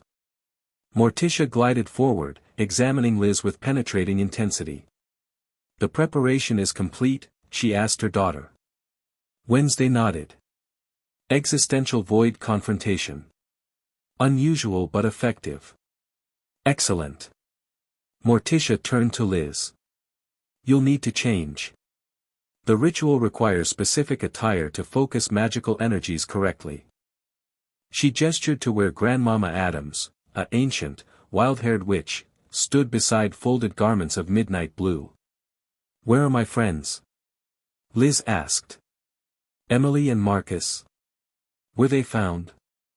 "Safe in the headmistress's office," Morticia assured her. "Along with several other students who demonstrated resistance to the entity's influence."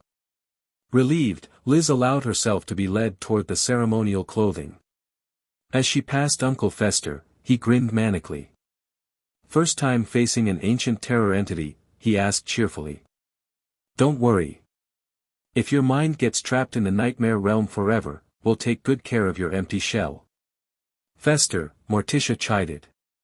"We discussed positive reinforcement." "Oh, right. Sorry." He patted Liz's shoulder enthusiastically. "I meant to say, if your mind gets trapped, we'll make sure your body gets regular exercise and nutritious meals while perpetually screaming in silent horror." "Much better," Morticia approved, guiding Liz past. Despite the inappropriate reassurance, Liz found herself smiling. The Addams family's casual approach to existential terror aligned strangely well with her own recent epiphany. Fear acknowledged lost much of its power to control. The ceremonial robes fit perfectly, flowing midnight blue fabric embroidered with silver symbols matching those she'd seen throughout the castle, but arranged in protective rather than summoning configurations. A silver circlet set with a dark stone completed the ensemble. "The nephrite focuses your thoughts," Morticia explained, adjusting the circlet on Liz's forehead. "Keeps your consciousness anchored to your physical form while your mind interfaces with the entity's realm." "Interfaces?" Liz questioned the technical term. "Communicates across dimensional boundaries," Morticia clarified. "Your mind will perceive this communication as a kind of dreamscape, a shared reality constructed from elements of both your consciousness and the entity's." "Like our dream sessions?" "Similar, but more intense. The entity will attempt to disorient you, trap you in fear constructs." Morticia's dark eyes held Liz's. "Remember your training. Fear exists but doesn't control you. Perception shapes reality in liminal spaces." The great hall doors opened again, admitting Professor McGonagall and, surprisingly, Madam Whitehall. The ministry inspector looked distinctly uncomfortable, clutching her clipboard like a shield as she surveyed the elaborate ritual preparations. "The ministry has been officially notified of the situation," McGonagall announced. "Aurors are en route but unlikely to arrive before midnight due to the entity's disruption of conventional transportation magic. Their assistance is unnecessary," Morticia replied smoothly. "The Addams family has managed such entities for centuries without ministry interference." "Oversight, not interference," Whitehall corrected stiffly. "This unprecedented breach of magical security demands proper documentation and adherence to protocol." Gomez bounded over, mustache quivering with barely suppressed amusement. "My dear Madam Whitehall. So wonderful to have official witnesses. Makes the life-threatening danger so much more bureaucratically appropriate." Whitehall recoiled slightly from his enthusiasm. "Mr. Addams, I must protest this entire arrangement. Using a student in experimental ritual magic violates 17 separate educational regulations." "Technically," Wednesday interjected, "Miss Thornfield's participation constitutes emergency medical intervention rather than education." Different regulatory framework entirely. Before Whitehall could respond, a bone-chilling scream echoed from somewhere above them. The sound contained no words, just primal terror stripped to its essence. "It's begun," Morticia said calmly. "The entity is gathering its vessels for the final manifestation." As if confirming her assessment, the temperature in the great hall plummeted dramatically. Frost formed on pillars and spread across the floor. The blue candle flames flickered, nearly extinguishing before blazing higher with unnatural intensity. "Positions, everyone," Gomez called. "The boundary weakens with sunset." The extended Addams family moved with practiced coordination, taking specified positions around the geometric pattern. McGonagall and Whitehall retreated to the entrance, the headmistress raising her wand to establish additional protective wards. "Where do I go?" Liz asked, fighting to keep her voice steady as the pressure of the Mara's presence intensified around them. "The center," Morticia directed, leading her to a smaller circle within the larger pattern. "When the ritual begins, focus your thoughts on connection, to your physical form, to this realm, to those you wish to protect."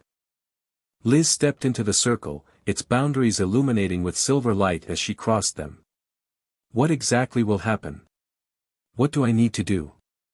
"The ritual creates a controlled doorway," Morticia explained, adjusting final components around Liz's position. "Your prepared mind serves as both beacon and barrier. The entity will be drawn to you specifically, attempting to use your consciousness as a bridge between realms." "And I resist?" Liz guessed. "Not exactly." Morticia's expression turned solemn. "You must allow partial connection while maintaining your autonomy. Too much resistance, and the entity seeks alternative access points, potentially through unprepared minds. Too little, and it overwhelms your consciousness entirely."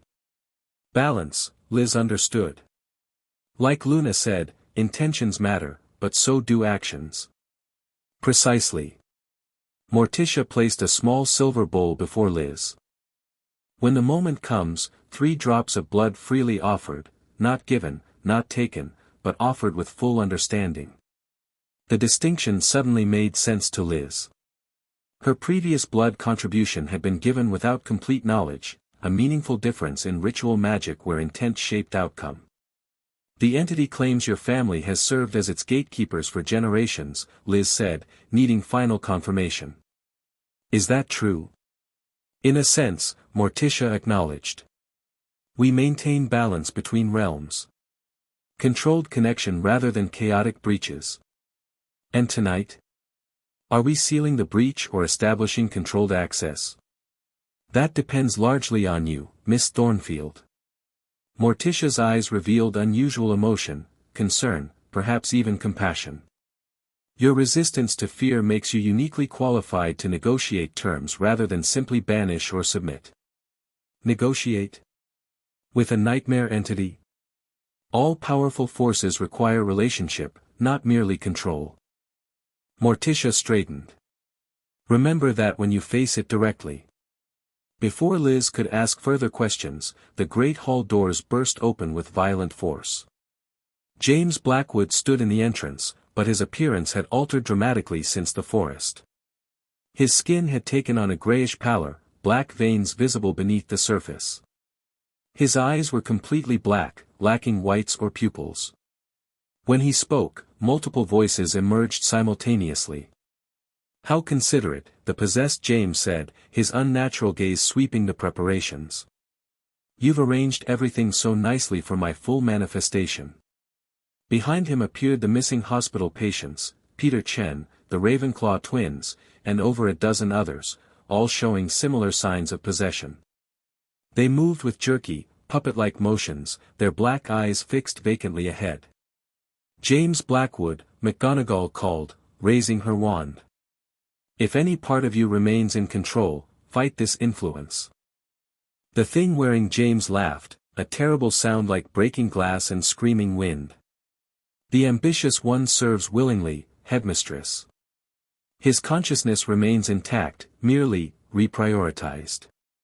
"The possession isn't complete," Morticia murmured to Liz. There's still time to save him if we act quickly.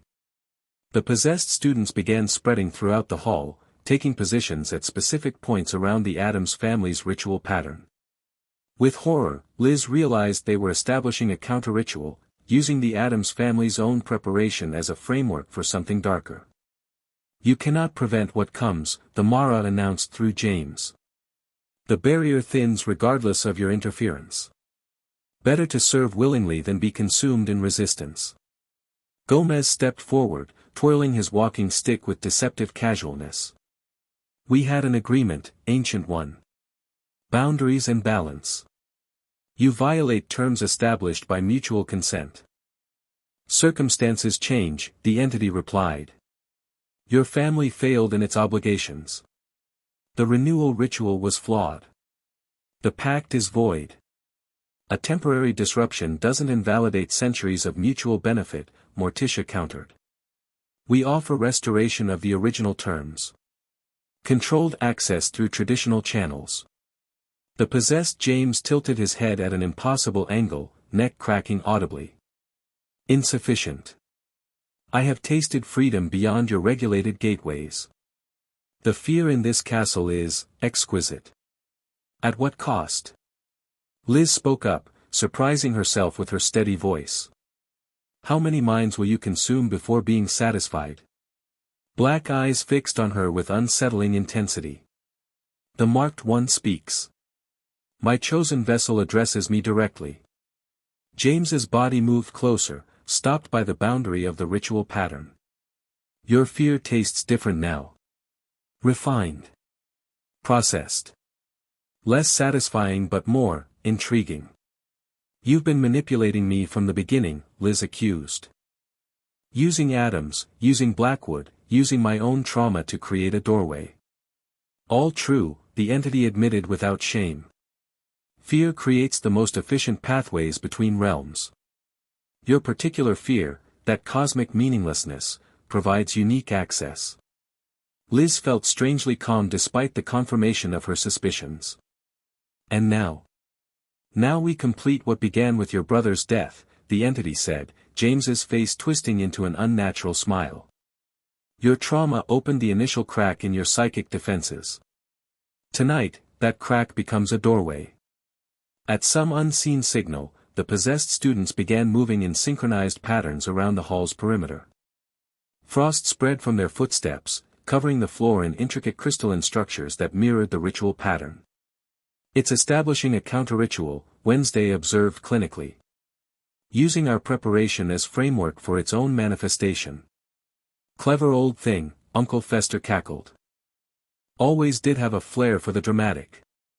Enough conversation, Morticia declared, raising her hands. The ritual begins now. Before their interference disrupts the pattern completely. The Addams family members took their positions, beginning a low chant in that strange language Liz had heard earlier. The candles flared higher, blue flames stretching toward the blackened ceiling. McGonagall and Whitehall found themselves cornered by possessed students, forced to defend with shield charms rather than offensive magic against children they were sworn to protect. At the pattern's center, Liz felt energy building around her, not the cold pressure of the Mara's influence, but something older, deeper, more purposeful. The Addams family's collective magic gathering for the ritual. Your blood, Miss Thornfield, Morticia called over the rising chant. Offered with full understanding. 3 drops only. Liz picked up the silver dagger beside the bowl.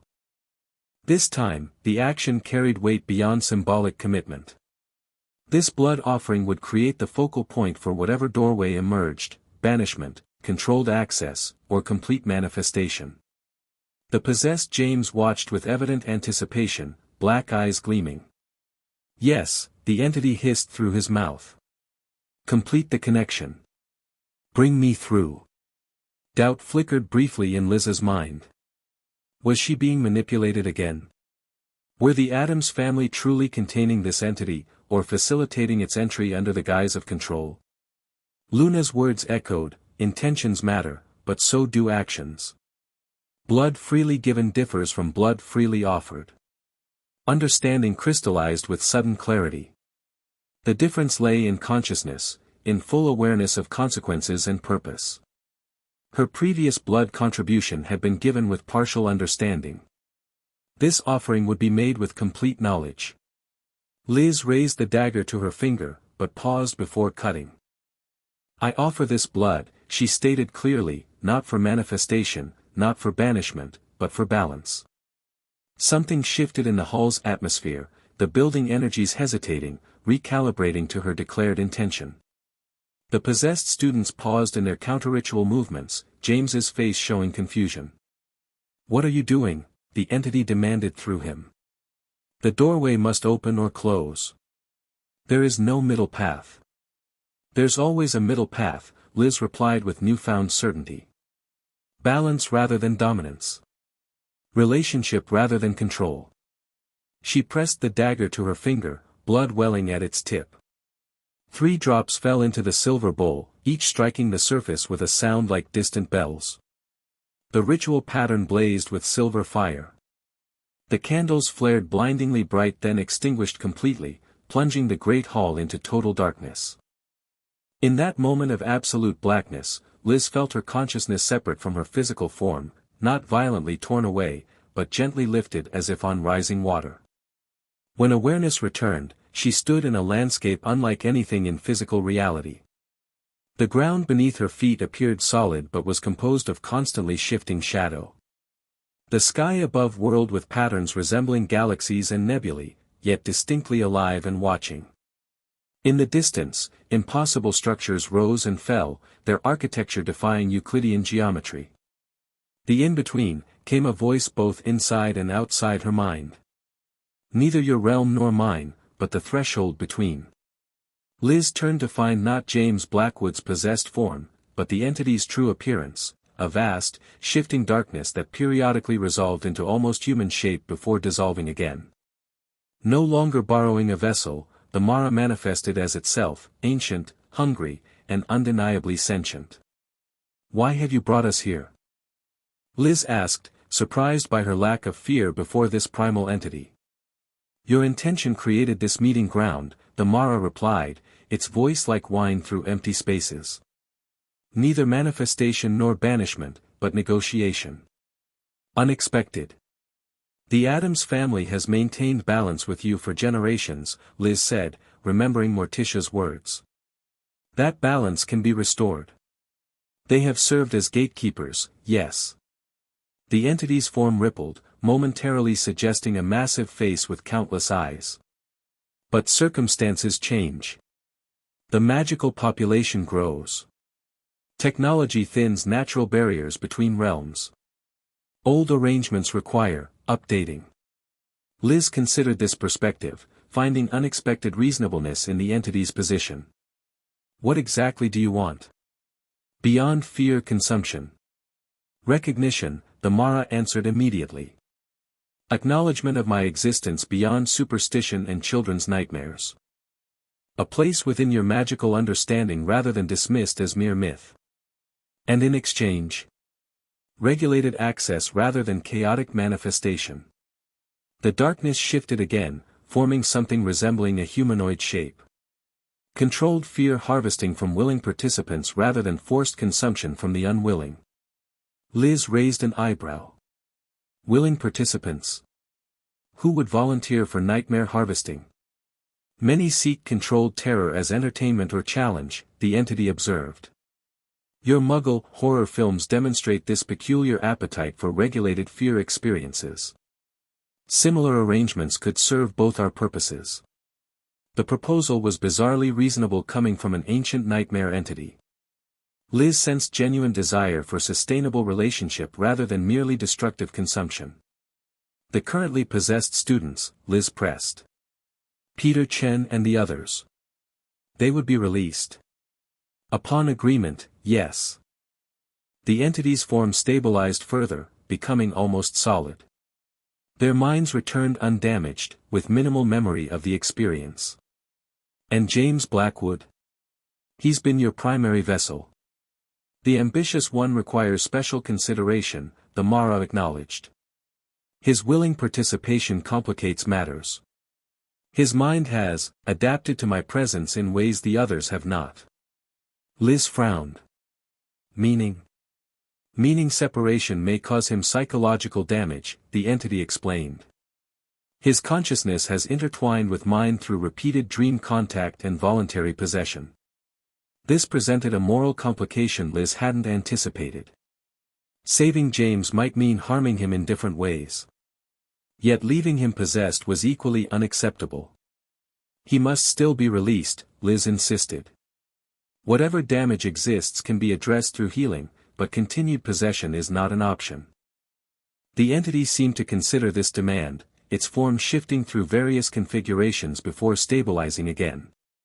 Acceptable, with conditions. The separation must be gradual rather than immediate. And he retains awareness of our contact, no memory modification. Agreed, Liz said, hoping McGonagall and medical experts could manage James's recovery appropriately. Now for the formal terms of the new arrangement. They negotiated further details, specific boundaries for manifestation, consent requirements for fear harvesting, designated locations for controlled contact. Throughout the process, Liz marveled at the entity's rational approach. This wasn't mindless malevolence but ancient intelligence seeking sustainable existence. One final condition, Liz added as their negotiation concluded. The Addams family maintains oversight of these arrangements, but with additional witnesses from conventional magical authority. Transparency rather than secrecy. The ministry officials will resist, the entity noted. Their understanding of liminal beings remains primitive. They'll adapt, Liz said confidently. Fear of the unknown drives their resistance. Understanding reduces that fear. Ironic, the entity observed, something like amusement coloring its multi-layered voice. Using fear reduction to negotiate with a fear entity. Balance in all things, Liz replied, echoing Morticia's philosophy. Their agreement complete, the threshold realm began dissolving around them. The Mara's form destabilized, returning to its more fluid state.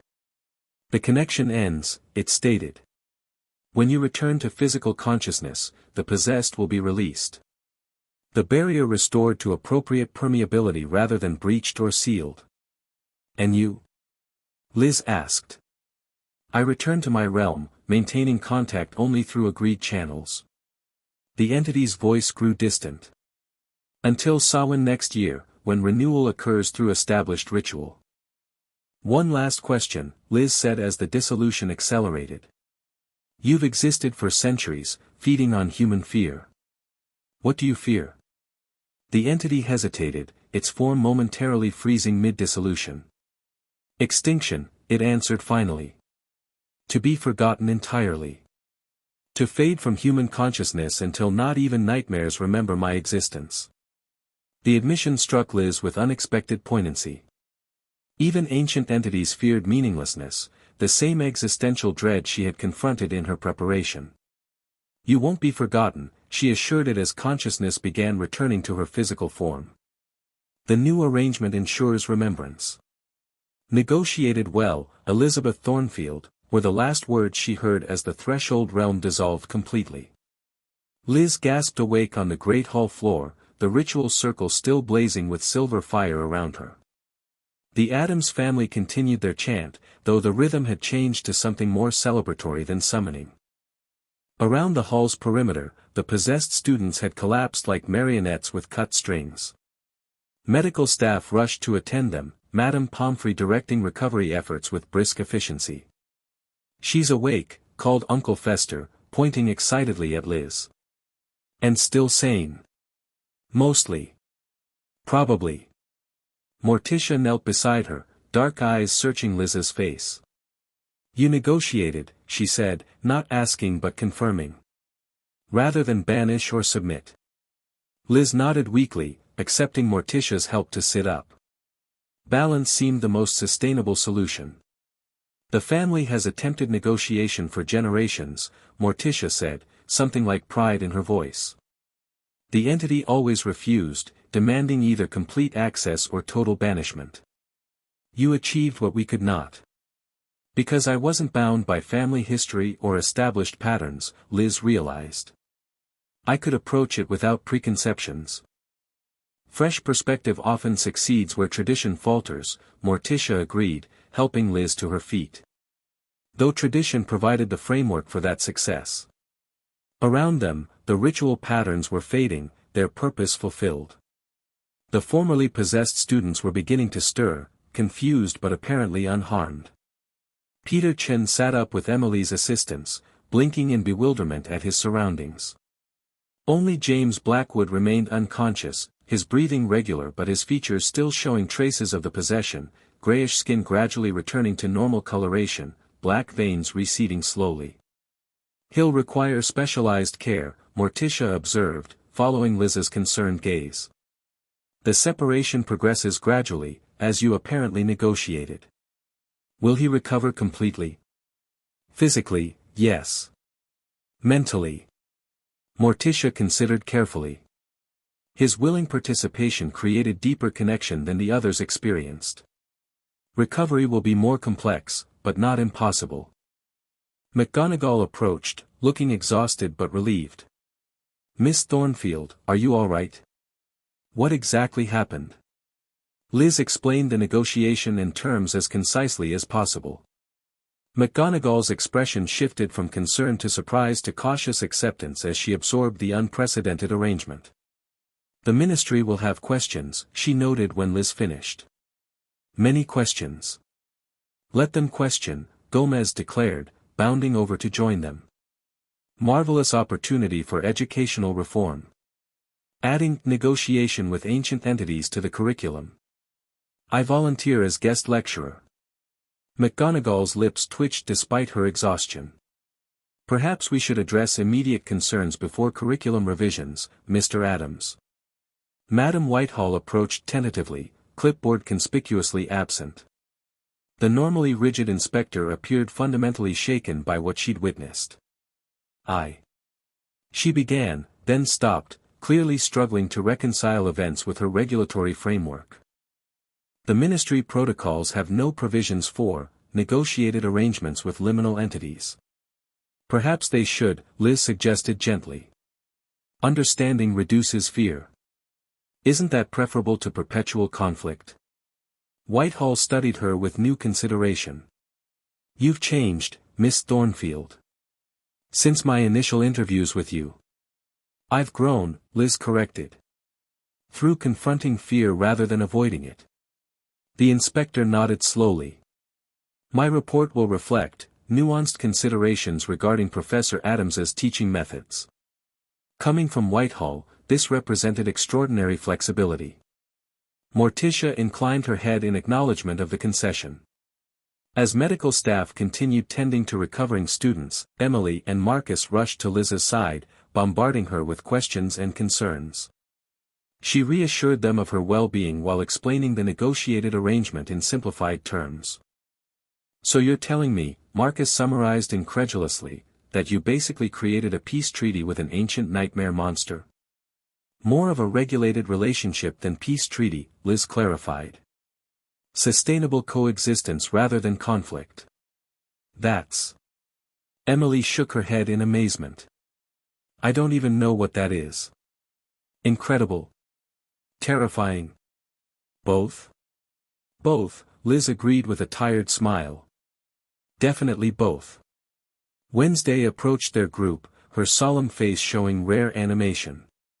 Your negotiation technique was impressive, she told Liz.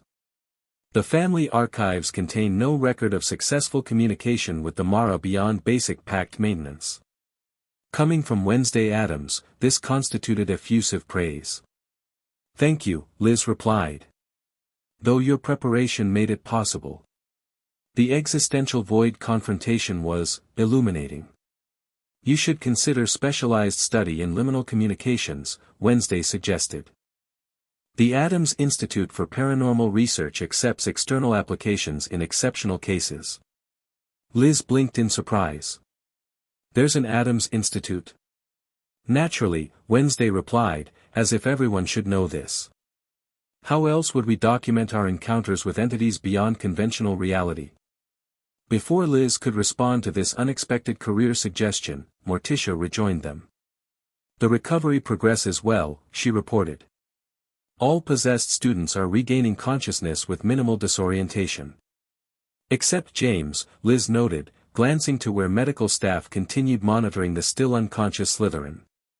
His case requires specialized care, as anticipated, Morticia acknowledged.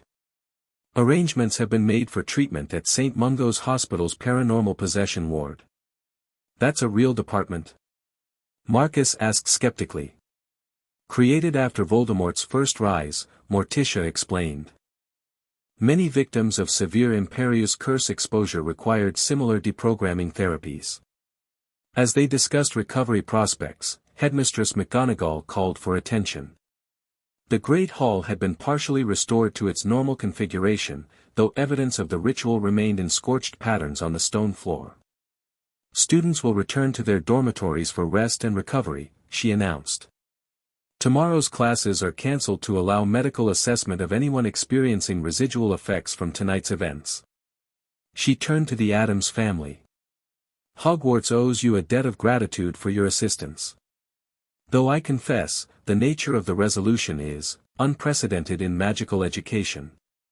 The best learning occurs beyond established boundaries, Headmistress, Morticia replied smoothly. As your own school history demonstrates repeatedly. McGonagall acknowledged this with a slight nod. Indeed. Though I anticipate extensive correspondence with the Department of Magical Education regarding tonight's events. I look forward to contributing to those discussions, Morticia said, the faintest smile playing at her lips. As students and staff began dispersing, Liz found herself standing before Professor Addams for a final conversation. Your private lessons conclude successfully, Miss Thornfield, Morticia said, genuine approval warming her normally detached demeanor. You've progressed beyond fear management to fear utilization, a rare achievement. I couldn't have done it without your methods, Liz acknowledged. Even the ones that seemed questionable at the time. Growth rarely follows comfortable paths. Morticia adjusted her flowing sleeves. The blood ritual that concerned you so deeply ultimately provided the connection necessary for successful negotiation. Though you might have explained that more clearly at the time, Liz noted wryly. Perhaps. Morticia inclined her head slightly. My family's educational philosophy differs from Hogwarts norms. We believe in learning through experience rather than explanation. Effective, Liz admitted, if occasionally traumatic. The most valuable lessons often are. Morticia studied her with those penetrating dark eyes. What will you do now, Miss Thornfield? Beyond conventional OWL preparations, of course. Liz considered the question seriously. Continue studying fear-based magic, I think. Not just defense against it, but understanding its fundamental nature and applications. A worthy pursuit. Morticia produced a small, leather-bound book from within her robes. This might assist your independent studies. My personal grimoire on fear manipulation and liminal communication. Liz accepted the book with appropriate reverence, recognizing the significance of such a gift. Thank you, Professor. Use it wisely, Morticia cautioned. And perhaps consider Wednesday's suggestion regarding the Institute. We maintain a summer program for particularly promising students. The prospect of spending summer with the Addams family should have terrified Liz a few months ago. Now it seemed like a fascinating opportunity for growth. I'll consider it, she promised. As the Addams family prepared to depart, Gomez bounded over for dramatic farewells, kissing Liz's hand with theatrical enthusiasm. Magnificent negotiation skills. Truly impressive. You must visit the family mansion sometime. We keep several friendly interdimensional entities in the conservatory who would adore meeting you. Thank you for the invitation, Liz replied, finding his manic energy oddly endearing after everything they'd experienced together. Wednesday offered a solemn handshake, her grip surprisingly strong. Your mind has interesting architecture, she observed cryptically. The existential void awareness creates unusual potential for liminal work. Coming from Wednesday, this apparently constituted high praise. Liz thanked her, making a mental note to research liminal work more thoroughly. As the extended Addams family departed in a procession of black carriages drawn by skeletal horses that might or might not have been Thestrals, Liz stood with Emily and Marcus on the castle steps, watching them disappear into the night. That, Marcus said definitively, was the strangest Halloween ever. Definitely, Emily agreed. Though I admit, Professor Addams turned out to be more complex than I initially assumed. Darkness isn't always what it seems, Liz observed, thinking of everything she'd learned. Neither is light. The boundaries between them matter less than how we navigate the spaces between. Her friends exchanged glances. That sounds suspiciously like an Addams philosophy, Emily noted. Liz smiled. Maybe it is. Doesn't make it wrong. Later that night, in the quiet of her dormitory, Liz sat cross-legged on her bed, Morticia's grimoire open before her. Its pages contained knowledge rarely included in conventional magical education, detailed explorations of fear's magical properties, techniques for dream manipulation, and extensive documentation of liminal entities. The final chapter, titled simply Balance, contained a passage that resonated deeply. Fear itself is neither malevolent nor benevolent, merely a fundamental force, like gravity or time. Its power lies not in its existence, but in our relationship to it. To master fear is not to banish it, but to dance with it as partner rather than flee it as predator. In this dance lies true magical mastery. Liz closed the book, reflecting on her journey since first seeking Addams's help for her trauma. She had begun as a frightened girl hiding from her past, avoiding emotions that threatened to overwhelm her. Now she understood that fear, like darkness itself, contained its own wisdom when approached with courage and clarity.